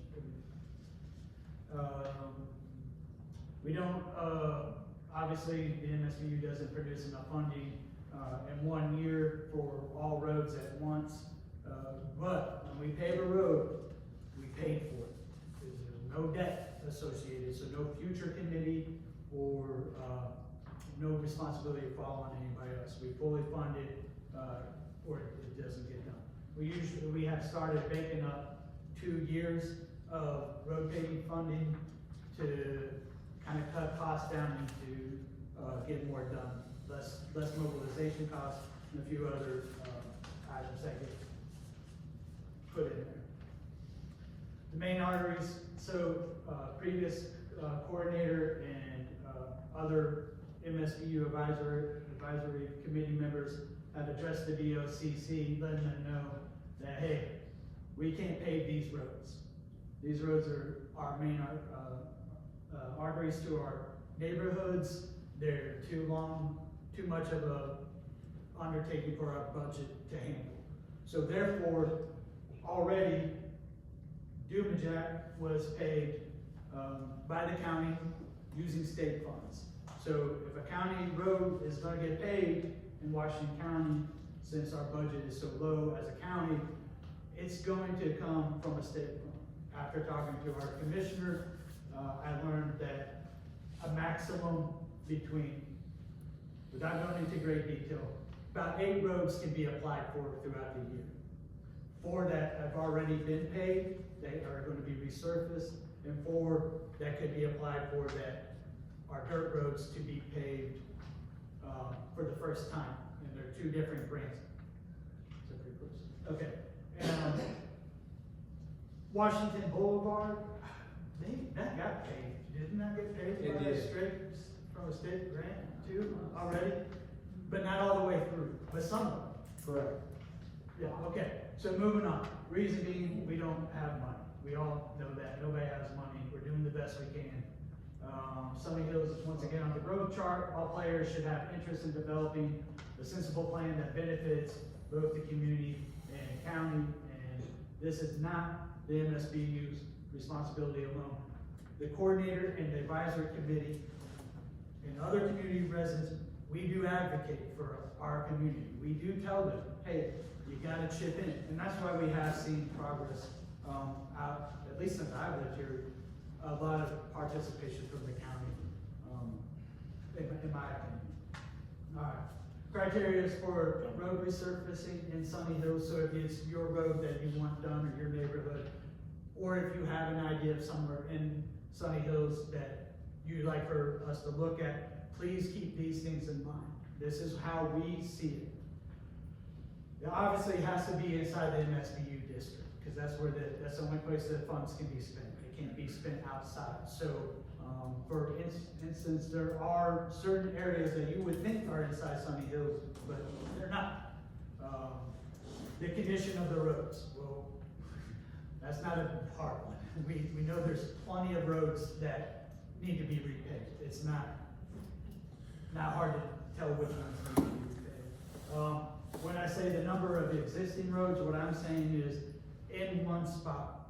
So even though Road A is super horrible and Road B that's kind of right beside it, maybe not as bad, we need to stick into an area, because if we were to pave one road, we will incur a cost of around $20,000 to $40,000 for each time we move from one, we're gonna talk anytime, just keep it here. So you're looking for a lot of roads, and you'll see if some of you picked up your packet that has the proposed roads, you'll see about how many miles are getting paved in that. 1.8 miles may not seem a lot, but when they're neighborhood roads and they're only 0.1 mile, you actually are kind of getting a lot done. So, of course, we want to serve as many as the lot owners, and even though you have a house, you are also a lot owner. So we try to get as many lots as possible, and how many roads in the immediate area we need to resurface seems kind of correlates with the number of existing roads, what unit number was served, and this is, I've been quoted, could have used better terminology, but I didn't realize that I was getting served a public request. I thought I was responding to another county employee. When I said bounce around, what I mean is there are X amount of units in Sunny Hills, and we want to benefit as many units as we can.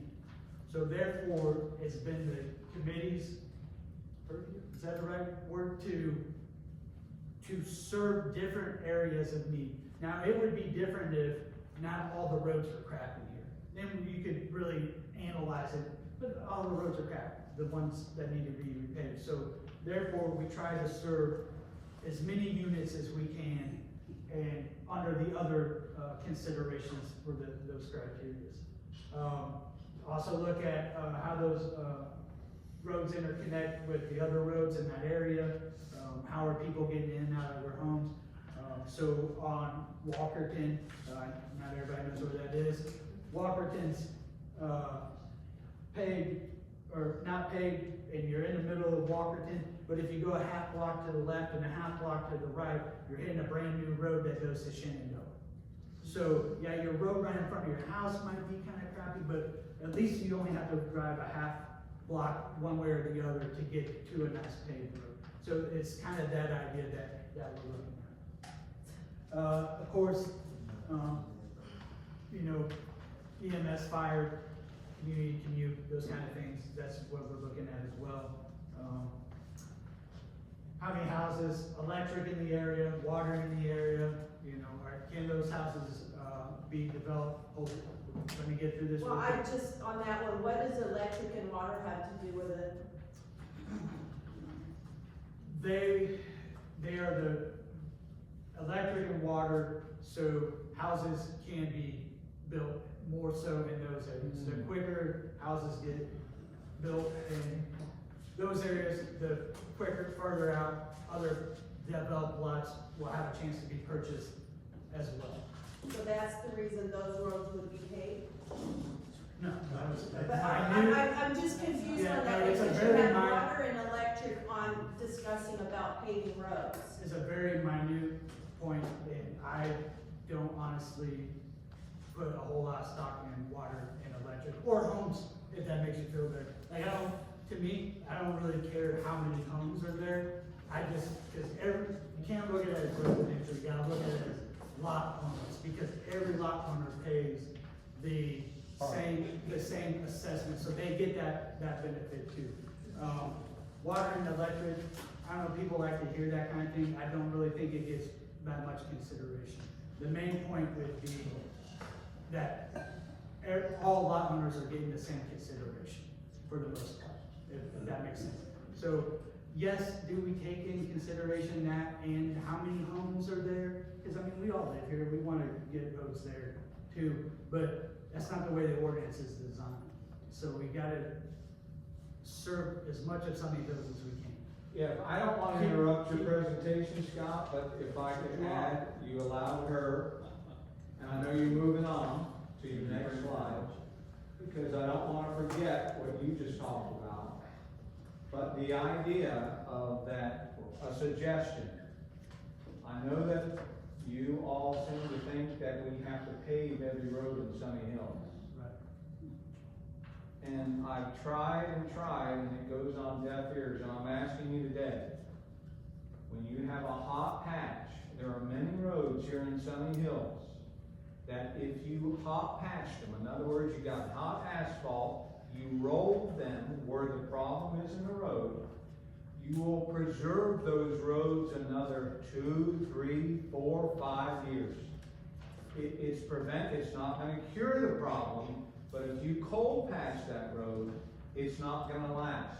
I used to do it for a living. You take a hot patch, the road that I'm on, if that road was hot patched, you wouldn't have to worry about paving that road for the next 5, 10 years. I'm telling you, there's nobody rides on it, but it's dilapidated because it's aged. So my suggestion is to look into hot patching. We don't have to pave every road in Sunny Hills, we can repair them.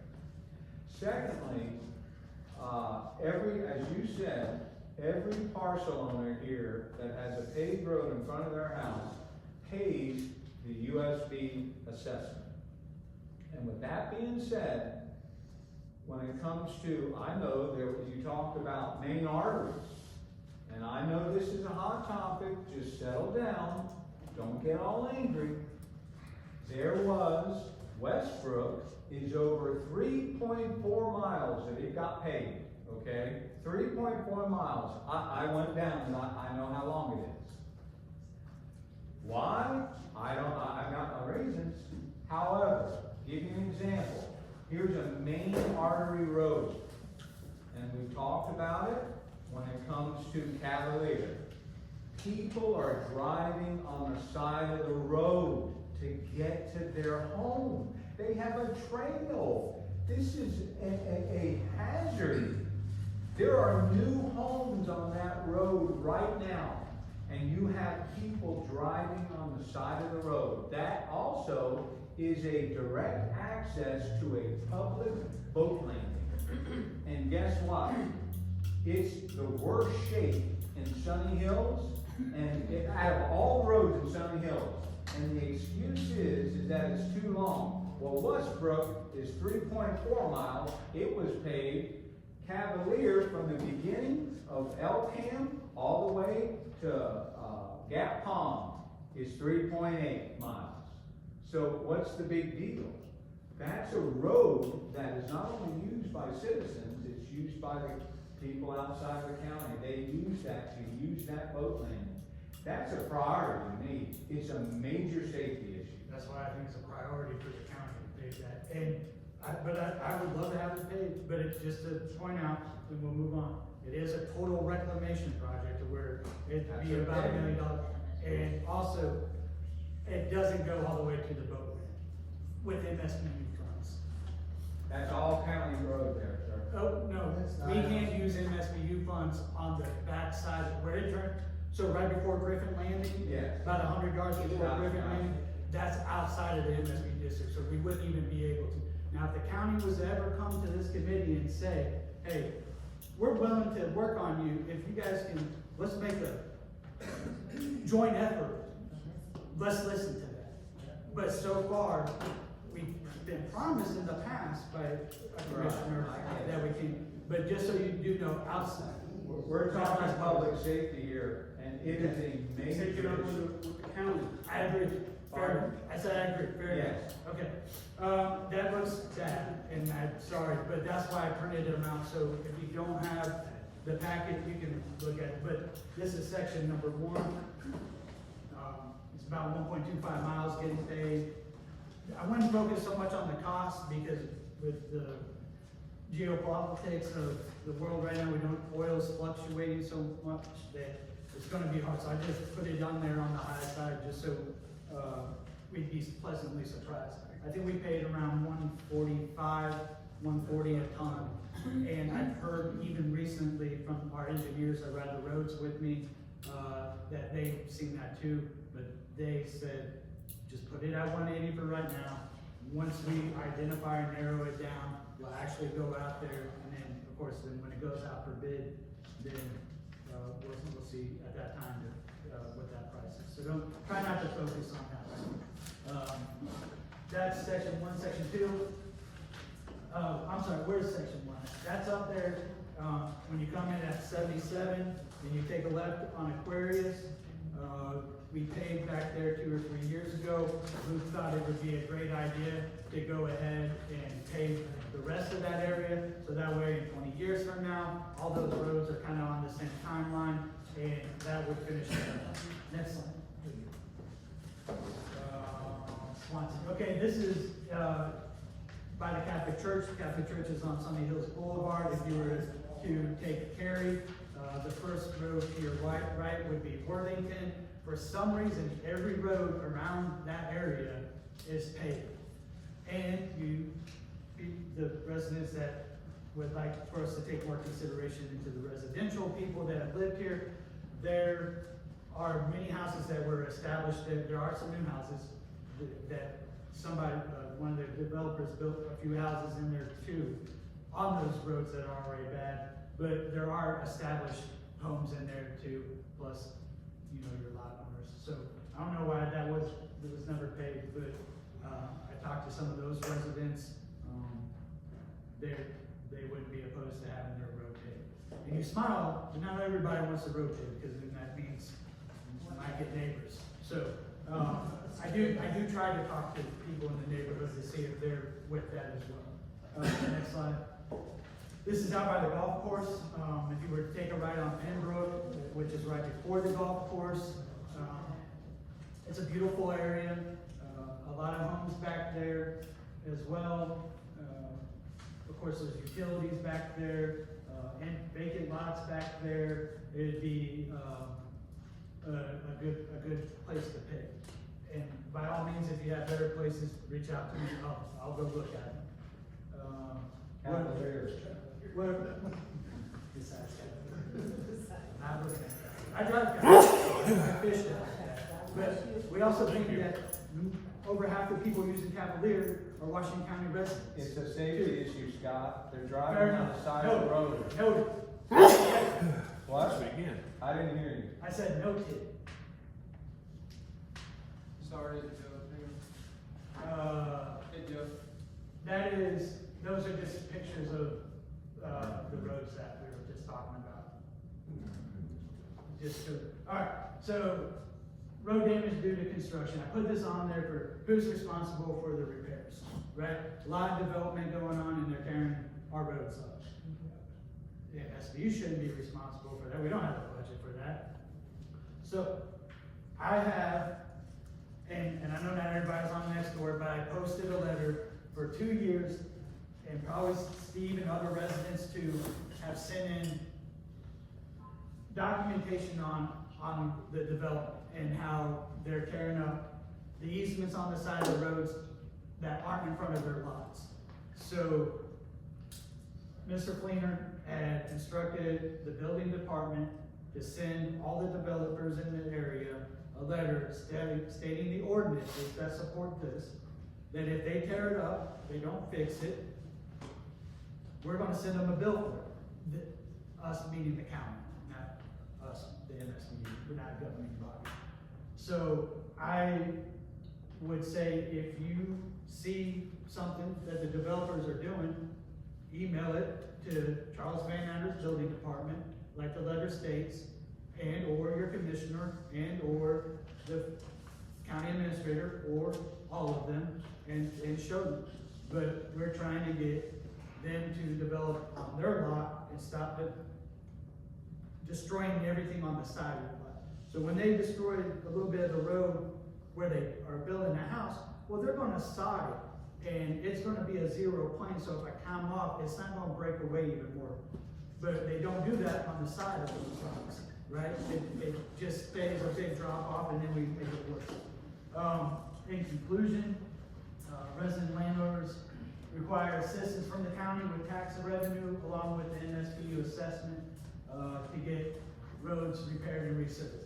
We don't care if that comes from the ad valorem tax. If you know about the ad valorem tax, you know there's about $13 million that's collected a year, and $7-8 million goes to the sheriff's department right off the bat, EMS, your county officials, what do you call them, officers? Your elected officials. Yeah, your elected officials that are doing agencies, like DMVs, the tax assessor office, all that comes out of your ad valorem tax. So by the time that's not even enough. I'm sure they have to outsource money from somewhere else to do that.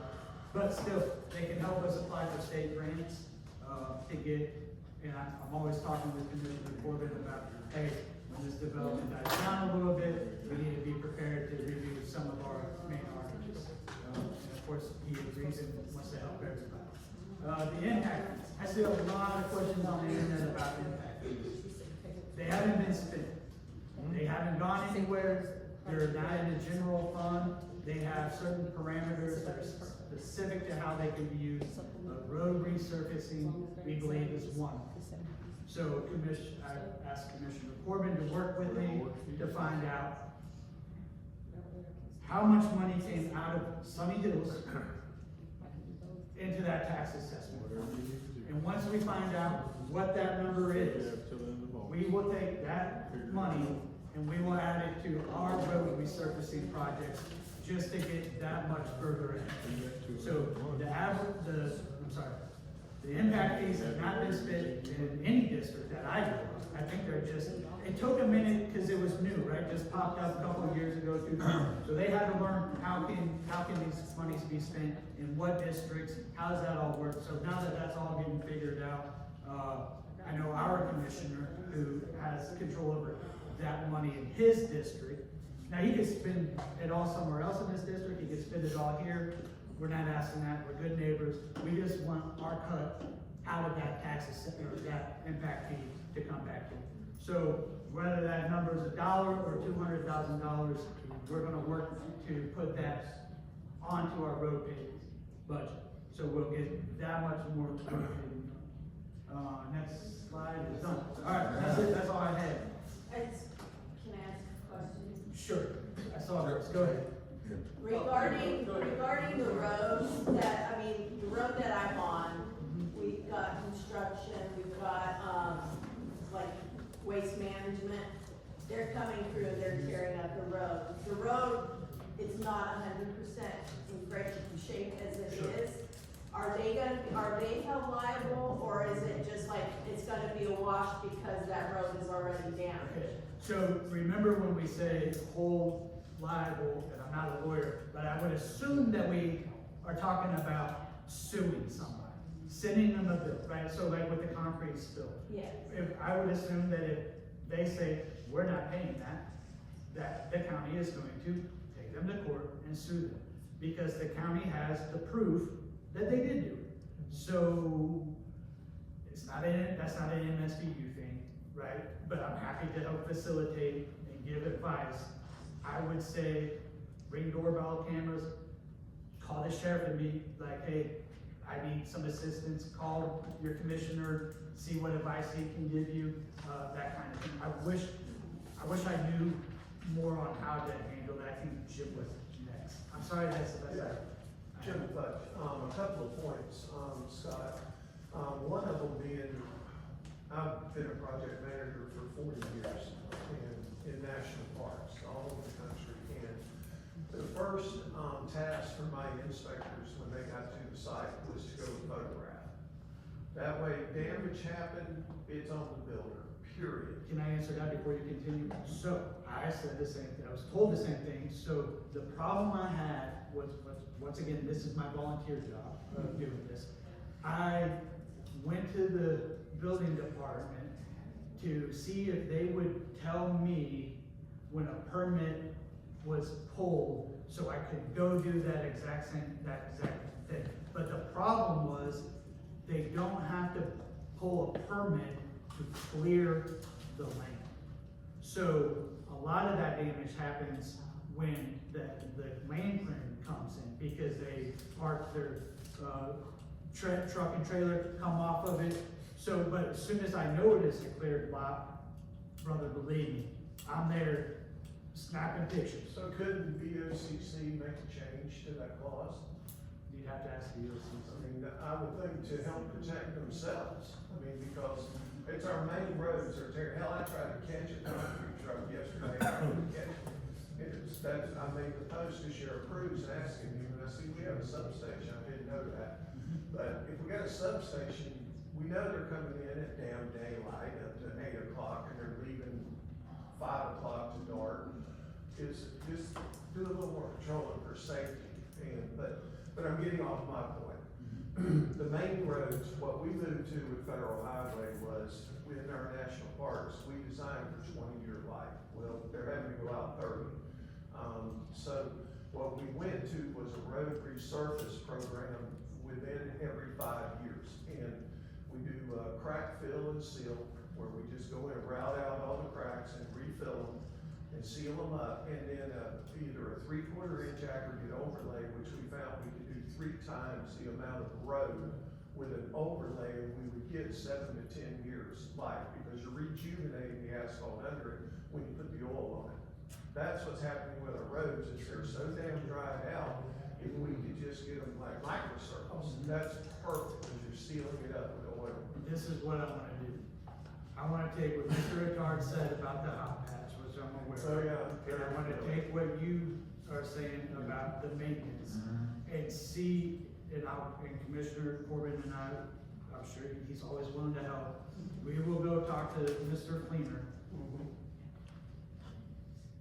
who gives the direction, and see if we can work with, I don't know how much that costs and what the county budget is to do it.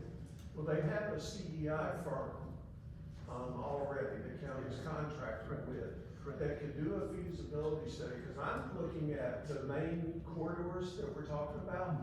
If they were jumped on within the next year and fill and seal all the cracks and then do a 3/4 aggregate overlay, they would be covered for 10 years. They wouldn't have to do them again. And can we lean on you and Mr. Ricard to help us facilitate those conversations with the county? Yeah. That we reached out? Yeah, I mean, that's what I did, was they would send me to a park, I'd go do the scoping, and then make the recommendation of what we could spend the money, how much the park had, how much the local, if it was a road leading to the park, what they were putting in, and then we would build a program around that fund. And that's where I'm at, is our main roads out here, they're not bad yet. He hears you because he knows once they do get bad, then something's gonna have to be done, and we won't be But able. if we got in there and you gotta round them out, hot lands them to kill the weeds, fill them with a good elastomeric sealant, and then overlay with my suggestion of 3/4 inch aggregate.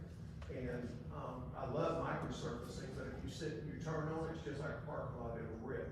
3/4 ag won't, and we have rock, hell, it's everywhere. And we found we could do 3 times the amount of road work with an overlay than we could do with paving. And that was at a 2-inch levee. Was work with Jim and with Ken's idea about the hot, I know we already do hot patch. He does. I don't know if that extends. I know it's a hot hole type thing, but let's have a conversation with you. That sounds good. Great stuff, right? Okay, that's why it helps when people come, because some of us don't have that experience, you know? That's all I've done. Let's see, road, that's it for the road presentation. Does anybody want to talk about Dock Park, Trey? That concludes the agenda items for this meeting. So we'll now move into our discussion items, beginning with the discussion regarding a potential dog park for Sunny Hills. I did suggest this. I volunteered my time at Boat Lake, and there was a lot of residents that were asking if dogs are allowed at Boat Lake, and we do not allow dogs at Boat Lake.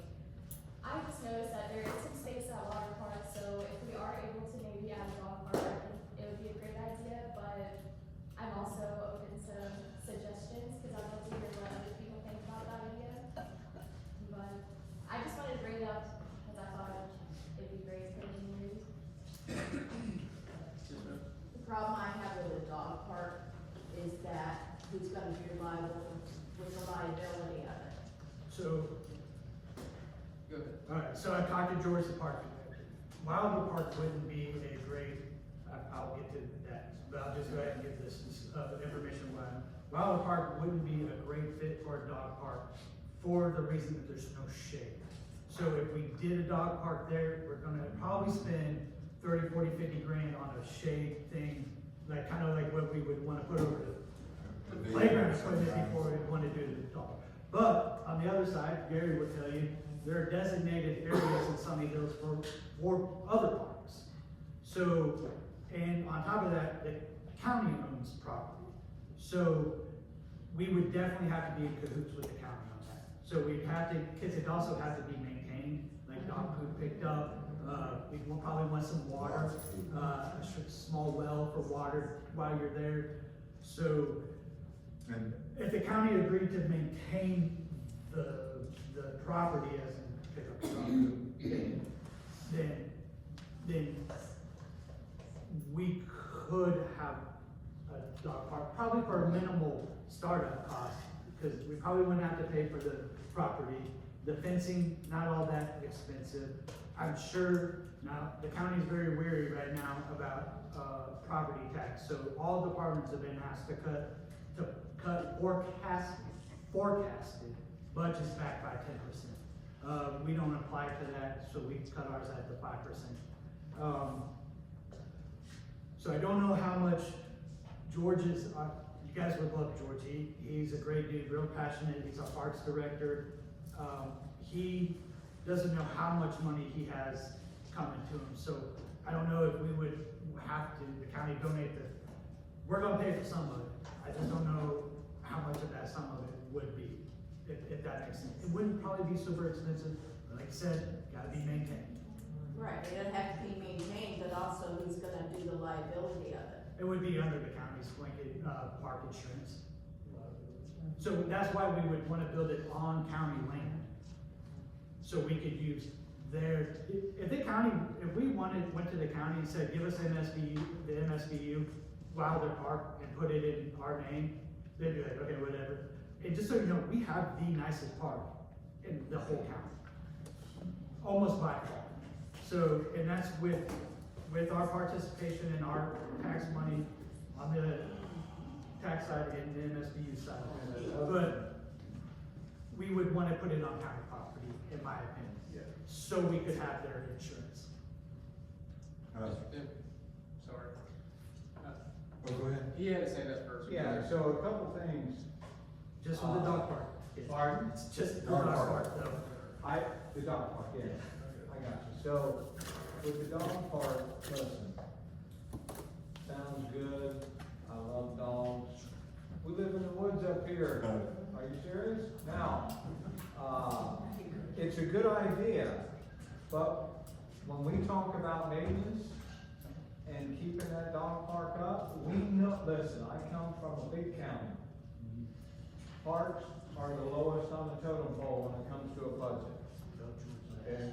It's always been that way, it'll always be that way. We don't even have people to maintain our parks. The good guy, George, does all of it. He's the director, the laborer, he does everything. They don't have any employees for parks outside of George, correct? He does get help from the prison. Okay, so the prisoners.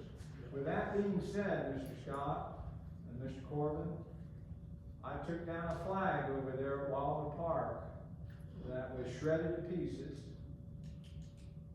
Doesn't have a light for it. This is basic 101 when it comes to flags. The pole, the rope, was, I ended up taking it down. Just so happened, George showed up. And he took the flag. I don't know how long it had been dangling there, quite a long time. But we can't even get basic, I don't say that in a negative way, I'm trying to communicate when it comes to maintaining a dog park. We want to at least get our flag put back up. And George, he's limited, I get it, I'm not picking on George. But that's the principle of it. I agree. So, I agree. Yeah, I'm just thinking about the dog park in Panama City. My dog Sam, Glad, we were evicted from there one time. He allegedly was a little bit too aggressive. And if I remember, there was also a sign that you agree that your dog's been vaccinated. You know, one requirement is rabies. I don't know how to check that. I know you would need a source of shade, water. So there, you know, some additional expenses. Probably the gazebo that you're gonna put up, a small fence.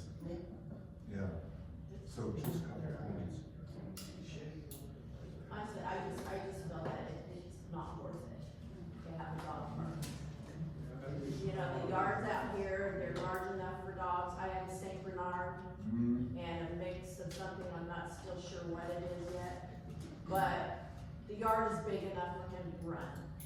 They can take him for walks on their own, even though I find moving out here, a lot of people let their dogs run free.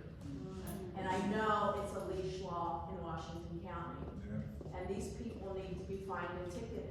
Because I can't even walk my Saint Bernard out on his leash without another dog coming and trying to attack him. I've had that happen. And you try and hold a 130-some-pound dog back to prevent another dog from trying to attack him. Yeah. And I just feel that a dog park is the wrong way to go.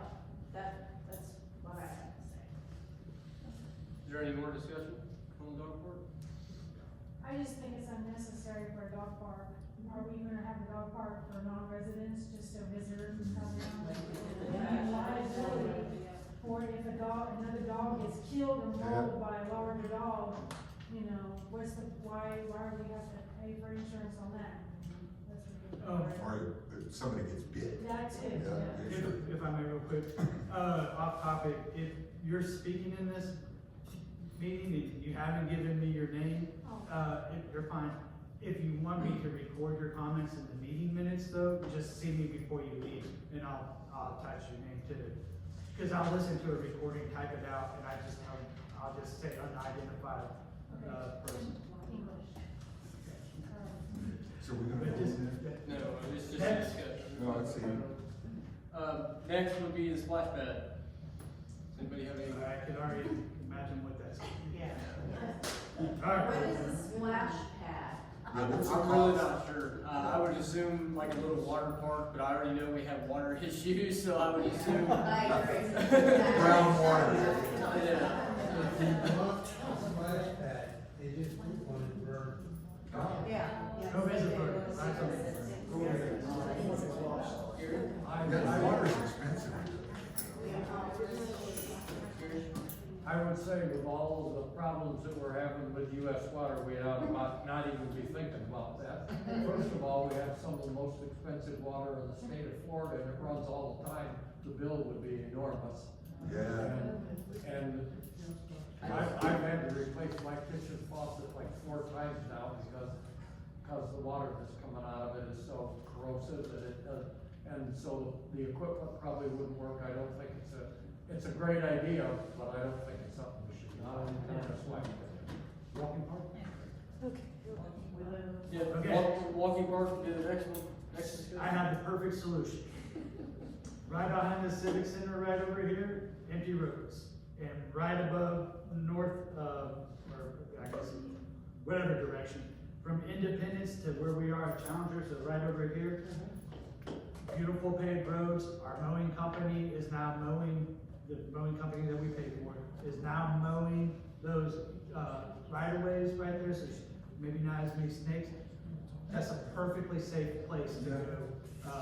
Maybe not at night, but your chances of running into a lion, tiger, or a bear, or being abducted is pretty low. Anybody else have an idea about the walking park? What is the point of a walking park? You can walk around everywhere, it says. We have 281 miles of paved roads out here. So why do you need to put in a walking park? We don't, it's just The discussion. person that put it out isn't good. Yeah, All of this is just discussion. Yeah, We're not I voting think on anything that's not that's needed. ridiculous, it's not needed either. Ooh, this one might be a popular one. Yeah, next one would be the audit of the MSBU. How does that happen? Can we, I'm sure it would cost money. It would come out of our budget. But we shouldn't have a problem with auditing. I mean, it's all free. So I don't know if you're asking me. Yeah, I'm sorry, yes. I don't know that the MSBU isn't already audited along with, the county gets audited every year. We get a book this thick and we get about 30 to 45-minute presentation after that audit at the board meeting that says, every stop in there, they got it, we passed flying colors, and they look at everything. Is that something that can be publicly requested? Sure, yeah, I can't help you out with that one, I don't know that one. Well, I'll give you the book, probably if I can lay my hands on it, it's a book. Now, I don't know that MSBU is in there, but I mean, Let me put all that stuff out on Like I said, that comment will not vote, I can't give it away. let me put all those documents out on the MSBU website and see if you guys think we need more than that. If I may comment. Yes, sir. I'm not talking about, well, you mentioned audit, and that may be a routine audit that every municipality, is subjected to. Washington County is no different from any other, municipality.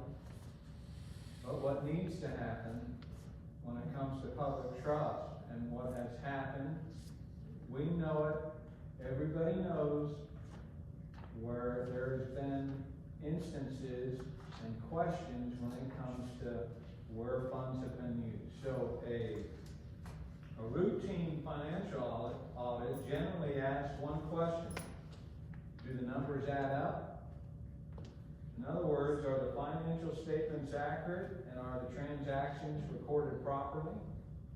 What many residents are interested in is something much broader.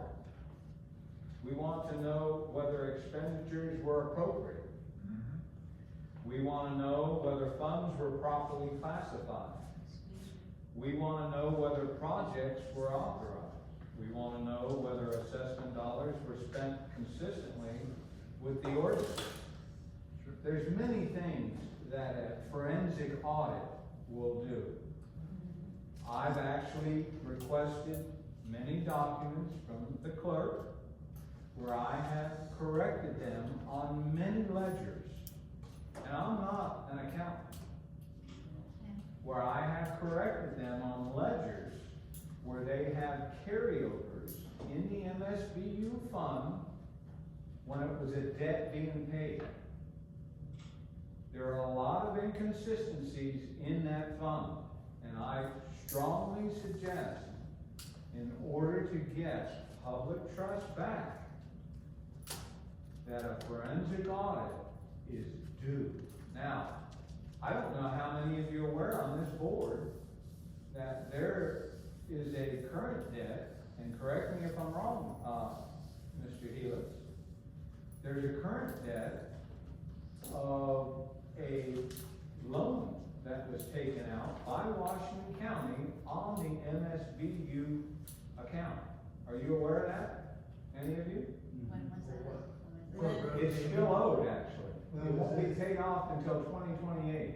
Road paving? Uh-huh.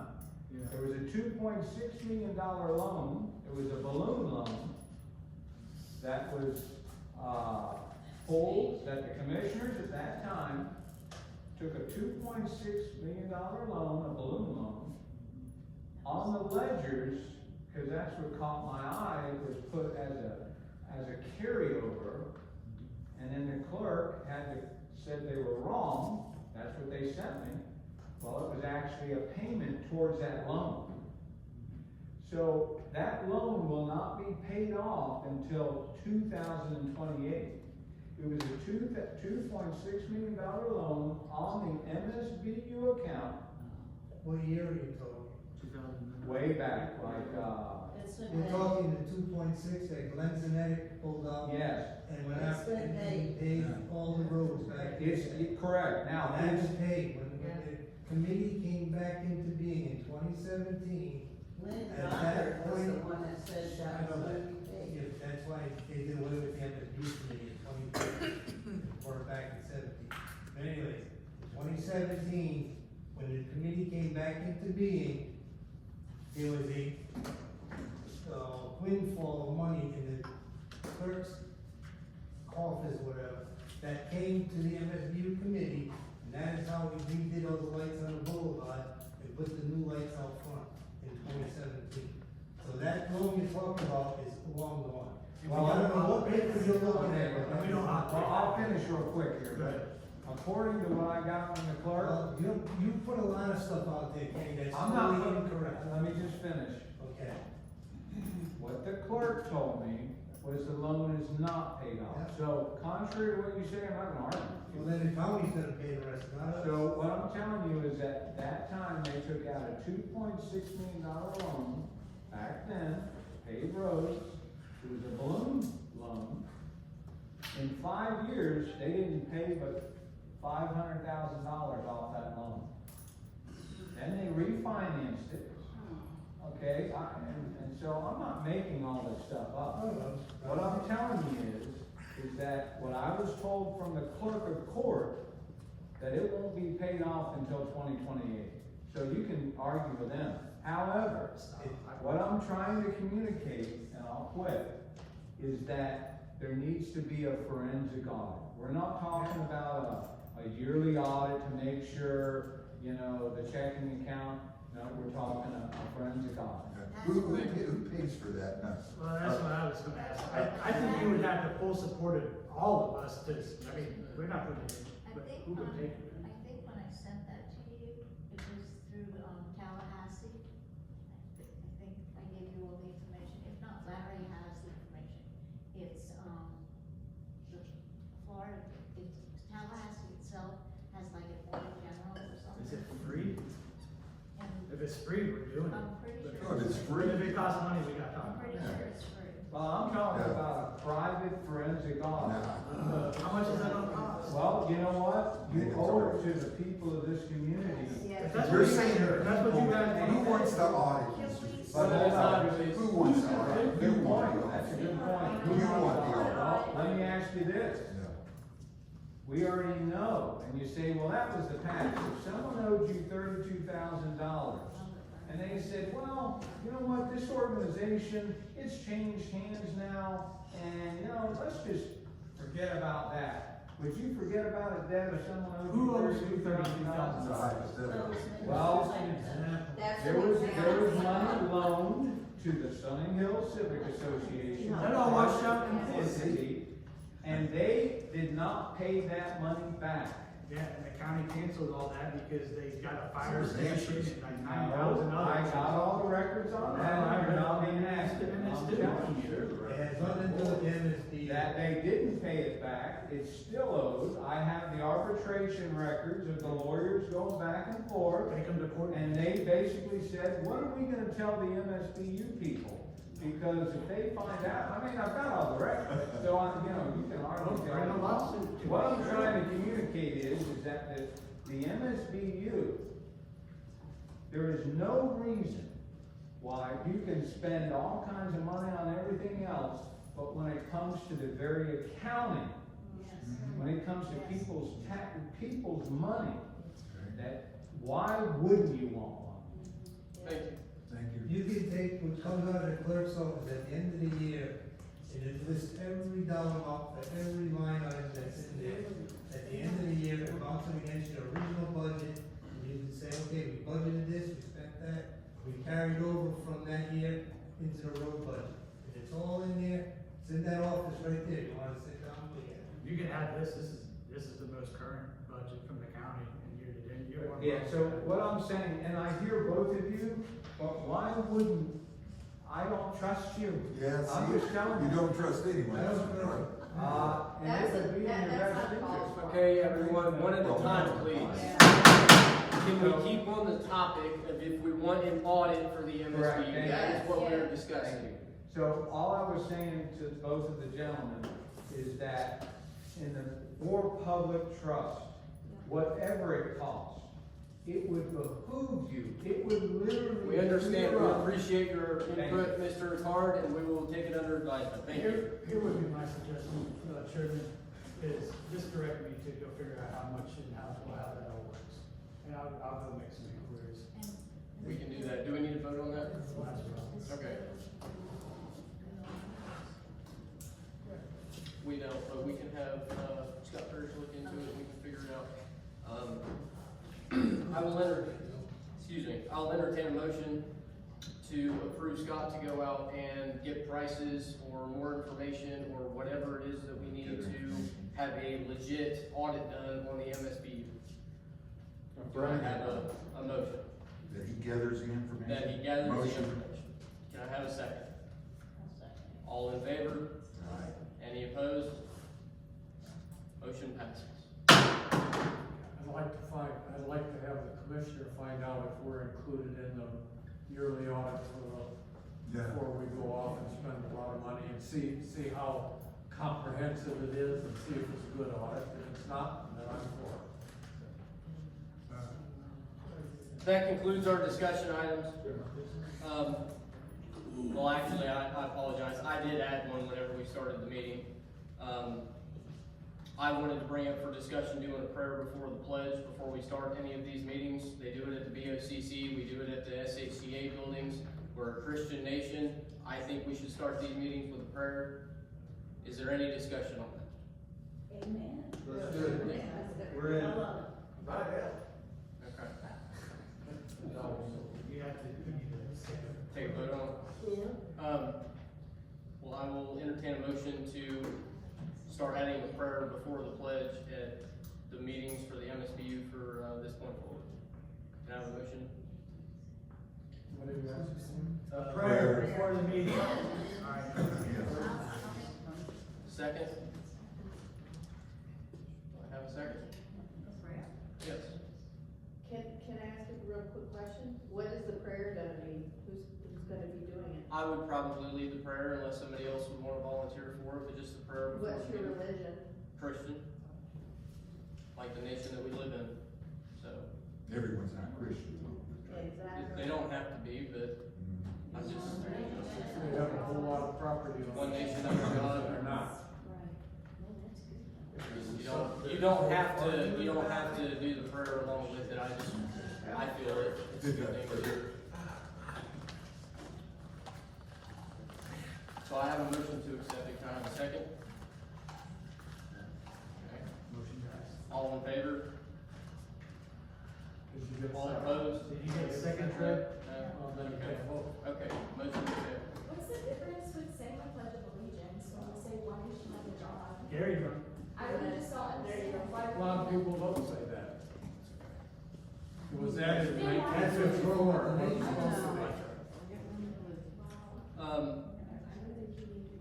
That concludes our discussion items. We'll now move to the MSBU coordinators update from Mr. Parrish. Yeah, sign update, I know that one side screwed up, I'm at the mercy of the sign company. As soon as they send me my board data cables, they should be working on that. Mowing update, so we added to the mowing update, there's a mowing weekly log of how many roads were mowed outside of the contract mowing. And that log, they get it all the time, but it will be put on the MSBU tab on the county website, so you'll be able to see how much is getting mowed during the week. If you were here last meeting, we talked about putting the agenda in the Sunday Hills newsletter. I know they're two different organizations. Yes, we want to keep them that way, but we also, the Civic Association agreed that they would they won't commit to anything more than the agenda, because they don't want to mix and match the two entities. But if the residents want the agenda in the newsletter, we will put it in the newsletter. If not, you go to the county website and get it. So, what's everybody think? You want it in the newsletter? Yes. Fair enough? And we won't mix and match and say that the SHCA is biased towards anything? Just the agenda, under the MSBU stuff. Okay, all right. The SHCA is agreed, that was a membership vote, that wasn't a Scott vote. I brought it to the membership, we all voted for it. The next meeting date. September 3rd, All right, we have to have one in between there. Oh, we are gonna have to have one between there. Steve. Or Dave, Mr. Corbin. What is, don't I have to have a budget due September? Is it at the end of September or at the beginning of September? It's the end of September. October, so by the, We'll be talking about budget next, finalizing our budget for the 26-27 fiscal year. We should have a resolution from the BOCC on the rate resolution, so once that's done, if they accept it or deny it, either way, I'll make it the budget, we just need to kind of finalize that. I think you need 2 meetings about the budget. He said you need 2 meetings about the budget before we finalize it. We had 1 meeting about the budget at the beginning of this year, like the last meeting and the meeting before that. So, we'll talk about the budget pretty much every meeting anyways, so, and if you all have the budget, the budget that you have is a simplified budget, because not everybody you kind of have to study the county's budget sheet, gets complicated, so I just put on the budget that I gave you all in the committee, what our forecasted budget is for next year, and what are the line items. So if we would have decided splash pad tonight, I would have readjusted that budget, put a line item into the splash pad, however much it was that was gonna cost, and then I would have all that has to be done by a September meeting. So keep that in mind. Questions? The date for the next meeting? Sorry, September. September 3rd? That's what's on the website, but I didn't know if we need one between them. September 2nd is when we've got. Is it a Wednesday? Yes. Which one's a Wednesday? 3rd, I believe. Well, then it's probably the 3rd. I'll look. Wednesday, September the 2nd. Okay, no, Gary is right, it's the 2nd. September 2nd? Yes, sir. Still a Wednesday? Yes, sir. All right. That's what we published already. Yeah, that's the one we need to keep reading.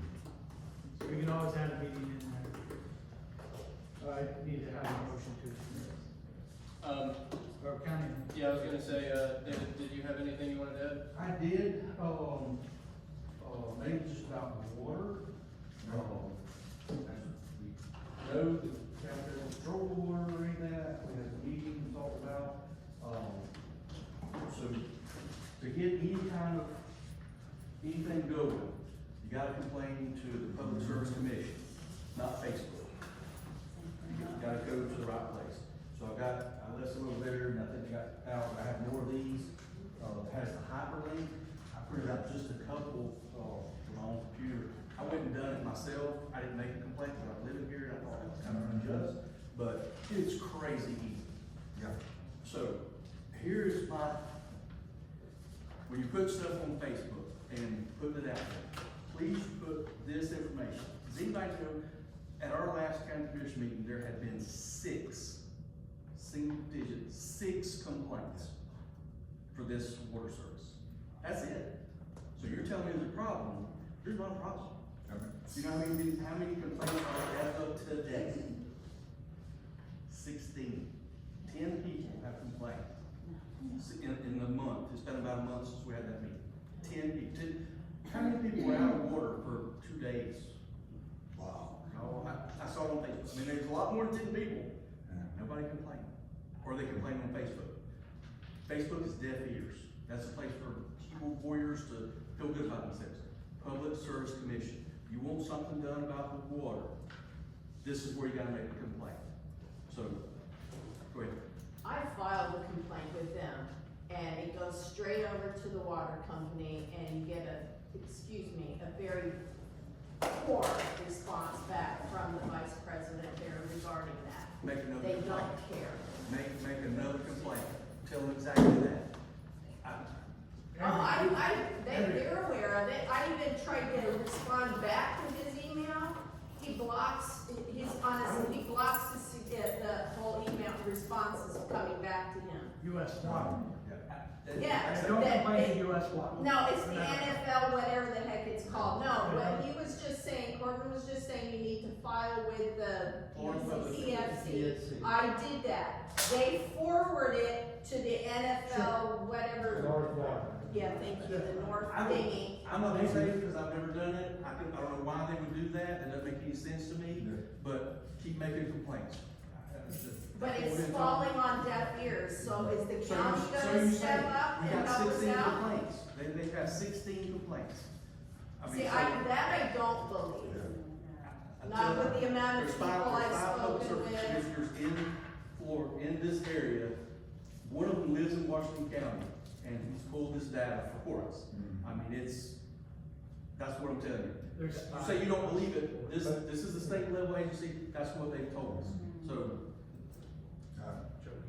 keep making the complaints. Can you, as our commissioner, commit tonight to you, Coleman, you as our elected official, call the PSC as a leader for our community and say, we have an issue, we have a crisis here in Sunny Hills, we need attention. Can you do that for us? So You the supported a hospital last night and got a grant that is needing a grant. Show us some support by calling that number that you're asking us to call, and you call for us. Don't call the number, do not call the number. Place it in writing, put it in writing. Can you commit to do that for us tonight? I would do it as commissioner, absolutely. Okay, thank But you. I am not a customer down It there. doesn't matter. It doesn't matter. It speaks. It What would speaks matter, volumes. what would matter is that they had 500 complaints from the people that were out of order. That's what would Yeah, matter. and if I That's why we could, have because to there's do the no petition. question, we've got to file complaints. Now, with that being said, that does not justify not doing anything. And so, yes, you need to complain to these higher ups, the regulators. However, And then, I want just, so what was, another thing was said, I know moratorium on the water, what would actually help fix this water system out here is 1,000 more people on these lines. You have lines, so you got a big line, and then you got one house, two houses, maybe three houses on this 4 or 6 inch lines, and you got a 3/4 inch or 1 inch coming out. That water is kind of sitting there being stagnant. That's where the problem. If you get more water coming out of those lines, it would be fresher.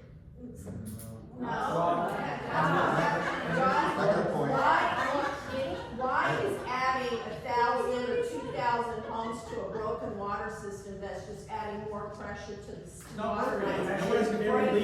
It relieves pressure. Yeah, Mr. Corbin, I was one of those complaints, and I think when I said mine was 6, and it had to do with billing, I got charged about $700 for a roof that, broke the PVC pipe next to the house. It was under a sidewalk.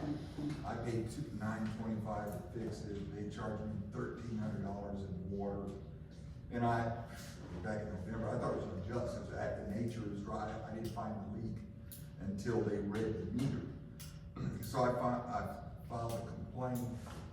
Oh, and within 2 hours, the vice president of the water company, Yeah. he did call me, and we discussed it. I didn't get anything back, but he did call. He was respectful, apologizing. I asked him a question: how are you going to fix this? And he gave me his opinion, and I said, well, okay, looks bleak, but it worked for me to get a response. Wasn't At least you got response I something, wanted. but Yeah. I would make another complaint that says, I didn't get the answer I was looking for because, I had a leak, I didn't know where it was going, this is sandy soil. Good Making point. that- I mean, all right, so if we could go back to the 10,000, or did you say 1,000 or? 1,000. Just 1,000, basically, because there's roughly 1,000 on it now. Give or take. Give or take. I don't know the exact number. They have capped off what's capped off. Currently, what's being used, so Mr. Corbin, I requested from North Florida Water, US Water, whoever, same company, asked them if they had ever checked the hydrants out here in Sunny Hills. Basically, he told me to go pack sand, I don't report to you. That's what was in his letter. You come across aggressive. So, right after, the letter wasn't aggressive. I just simply asked, what were you doing? The timer generally doesn't feel like they are, but they are. It was very, professional when I wrote the letter. So with that being said, the hydrants weren't being tested. I come from a fire department background, they're not sitting there to look pretty. This is a public safety issue.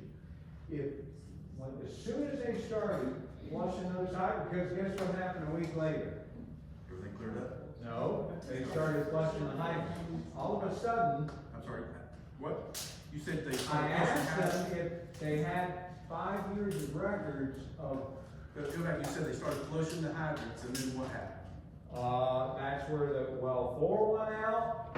That's where a calamity of things started happening. I have documentation where Mr. Trendle, when Anderson Columbia was out there and they were stealing water, he says it right there in this, if you look at the documents, Mr. Trendle, where they were taking water for the roads out here, that's when all the calamity started again. What I'm trying to communicate is that if you add, and you know what, I don't have the water.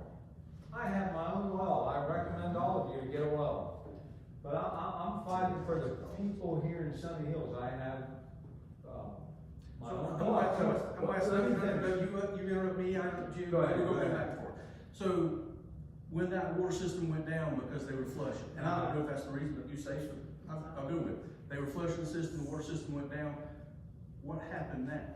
They got new parts, they got new pipes, so maybe that water flushing through there, it revealed problems, and now you get those problems fixed. They gotta fix the problems. Well, Maybe they don't have to put right. in all new pipes, but they gotta fix the problems. I'll give you that. But he stood in front of you, Mr. Trendle, and he told you that they were in a patch and repair mode, correct? Right. And repeat. So the more breaks they have, the more repairs they have to do, the more running through water they do, more fire hydrant testing, more water running, flushing those lines, getting that. And at the cost of the people here in Sunny Hills. And you know what, I have a well at my house. Wait, go back though, go back. So you said all this is gonna help. So the next time you have a break and you don't have water, just be thankful because eventually it's gonna help you. That's what I'm hearing. Has anybody ever lived in another municipality that had water go out? No. Okay, so it's normal here. See, That's sir, what you want it to be normal. you're It's in denial. This is You're in not denial, normal. Mr. Corbin. See, that's an offensive thing. This is not normal. That's an offensive thing to You're say. in denial. That other places don't have the same problems? No, I came from Colorado. I came from Colorado, and they flush the systems twice a year, every time. I've been out here for 2 years, and I've not seen one system flushed, ever. Colorado does have. I good tried, water. excuse me? Colorado does have some good water. Yeah, we did. But we're talking about But flushing. that doesn't matter, I'm talking about the flushing of the systems. If they were actually done yearly, you wouldn't be having to add 1,000 or 2,000 more houses just to help with the flushing of the system. They don't If flush they it. actually flushed the system, So it what are would you be saying? helping. But I'm saying the same effect would happen. And I'm just throwing a number out there, and I know I'm gonna be crucified on it, and I'll get posted on it, so that's fine. I'm just throwing a number out there to say that flushing the system is the same thing as putting more people on it. More houses on it, more irrigation, somebody putting their, But you're running putting whatever, houses more on a water broken running through system those already. lines Flushes the line. It should help this, that's what I was told as well, that's But what I what was we're told. saying, Mr. Corbin, is that when they flushed them, and they stopped it, by the way, they had this campaign that they were gonna do it, Right. and after well 4 went down, the campaign stopped. So, but we're asking. Let's get on and do it again. Yes, that's what we're asking. Listen, I've talked to the fire chief of Washington County. He And made. you use some of the things he said for sure, but not everything that he said. Well, I'm telling you that I work for the fire department, okay? I understand how things work. If you have a structure fire in this community, Right. we don't know what are at those hydrants. Why? Because they're not being checked. Not only that, and you know, it really doesn't. But we don't know matter. that they're not working. But Have what I'm we ever telling hooked you- have we ever hooked to Let's one? take a Have I- chance, it might work, it Have we might ever not. hooked to one that didn't work? Well, Has the we fire have- department ever hooked to one that didn't work? Does the fires, the county, who You gets have charged to for ask that the water? fire department about that. That water comes out of that free of charge, so rightly so, they should. You know, if you're putting my house out, or my neighbor's house out, that water should come out free to the fire. Yes, now, answer this, so, I know you're a big advocate about buying the hydrants from Walsall. Yes. Right? Yep. So, How does that benefit the water? How does it benefit the water system company who doesn't charge for the water that comes out of that versus it benefits my neighbors? well, I'll answer your question, but I'm similar with that. Those fire hydrants. Because they lose money out of that every time a fire truck comes to it and pulls water to put a fire out or load their tanker or whatever. But how does it help that private system? again, I wish, I Answer have one one question, you know, I've answered your question. No. How does it help that private system for us to spend $300 or I'm $100? gonna answer your question. Okay, but answer just my question. How does it help them? How did it help them? Well, hopefully, it put out their fire. Who's? Their fire? Who's fire? Water department's fire? No, go ahead then with your question again. What was it again? All right, let's say we buy a $300 fire hydrant, or the MSBU. You guys buy a fire hydrant, whatever the price is. The water company puts it in. Okay, so now they take this on their line. They pretty much own it. They We give it to them. It's not technically, they own it. They own it. I'll get this. How does it benefit that water company? They don't charge for the water company. Their Benefits, cause they don't have to business. buy the fire hydrant. How? You just added 2 hydrants on their line. Can I tell you something though? How does that help Hold on. the ISO rating Hold on. for your insurance? Did you know that if we would've bought those $300 fire hydrants, that US Water was gonna put them in for free? Well, you never told us that. You said it was gonna be You $8,000, told Stuart us stood that. in here and told us that. Either way. We haven't had a meeting since I got that information, though. So I answered your And question. really, I credit you and Ken in your crusade, that pressure on them, they said, you know what, Mr. Scott? You get those fire hydrants, we'll put them in, at least 2 at a time. So That's the first we've heard back to that, Scott. Mr. Corbin. Tonight, that's the first time I've This heard is that. my issue, and it's not about attacking you, we're asking for help. Listen, those, I think the fire hydrant in my community, your community, helps. I'm not denying that. What I'm trying to communicate is that we have hydrants in this Thank you, guys. community that haven't been checked forever. Let's make complaints. And, Let's well, make no, you as our commissioner, I will call them and make that complaint, but I'm one person, I am a commissioner, maybe I do have a little more voice than you do. and But then, you residents will have, there's power of numbers. I get it, but what we're saying is that when they started flushing, problems happened. When they were using the hydrants out front, problems happened. Why? Because the very one that is vice president of the system said it's in major repair mode. So it's not like, oh, well, maybe, no, it needs replacing. So why are you so protective of the builders when it comes to adding more lines? Because that's your answer, right? That's what you said. We need to add more lines in order to. I mean, anybody, so if anybody here has Well, a vacant lot. who's gonna be adding to it? Somebody that built a home in here, correct? Right. So, your reasoning and logic is that we need to have the builders build more homes, add more to the infrastructure at the cost of the citizens that are here because they're gonna suffer from it. I think they're gonna help. They're gonna be helpful. We've already known that doesn't work. We don't know that. Okay, we don't know No, we that, don't. but we just explained to you that when they started flushing the hydrant. But just because you say it doesn't make it true. No, it's very obvious that what No, it's happened. not. Okay, it's not. I have to agree with Ken on that. But he's getting this, he's not a water expert, he's getting this information from industrial people Well, that I are asked not people that US lived on water. Westbrook and on, Do, and just do us a favor and investigate what he's saying. But that's all I'm saying is that by adding lines to an infrastructure that has already been declared defunct, and your logic is that we need to add more lines to it. Has it been declared defunct? He said it's it. bad. Can I ask a question? He said it needs a total replacement. Mr. Corbin, Can we Mr. adjourn Corbin. this meeting? Can I just ask one question, Scott? Just I one. wanna go. Literally, this is a simple question.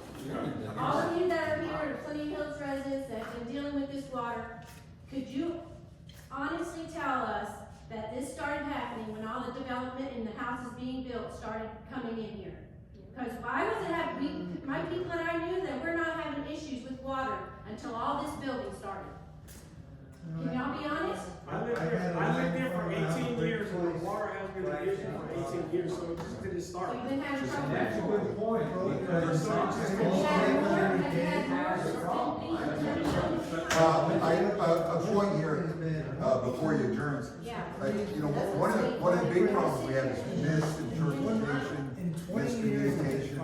And I I'm know sorry, for can 6 you months. repeat that? I can't hear you Yes, talking. I said, one of the big problems we have is misinterpretation, miscommunication. I appreciate Mr. Tark, because a lot of people become educated. What is it, MSBU? Go back prior to January, we'd have 3 or 4 people in there. At one time, we had Deltona, but we don't have to do the motion now.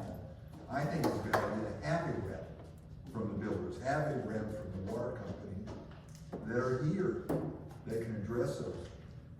And I think if we invited them, they would attend. I don't know if the sunshine law precludes that or not. It's food for thought.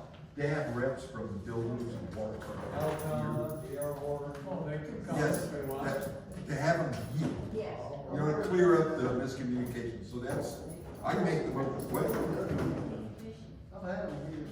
I know. They come in the past, and they came over and what roads are being done, I told them, sorry, we're not in business to make money. Yeah. The roads we want. Okay. Food for David, thought. did you have anything else? My main thing, I'm still saying, make those complaints.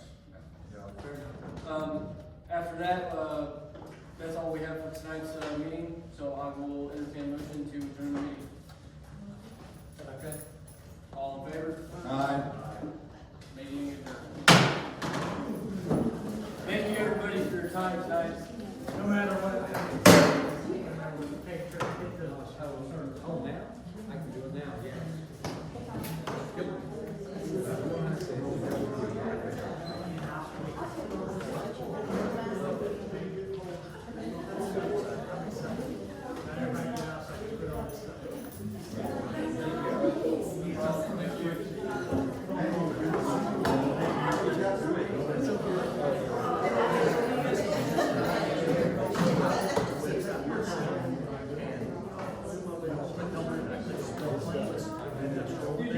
Guys.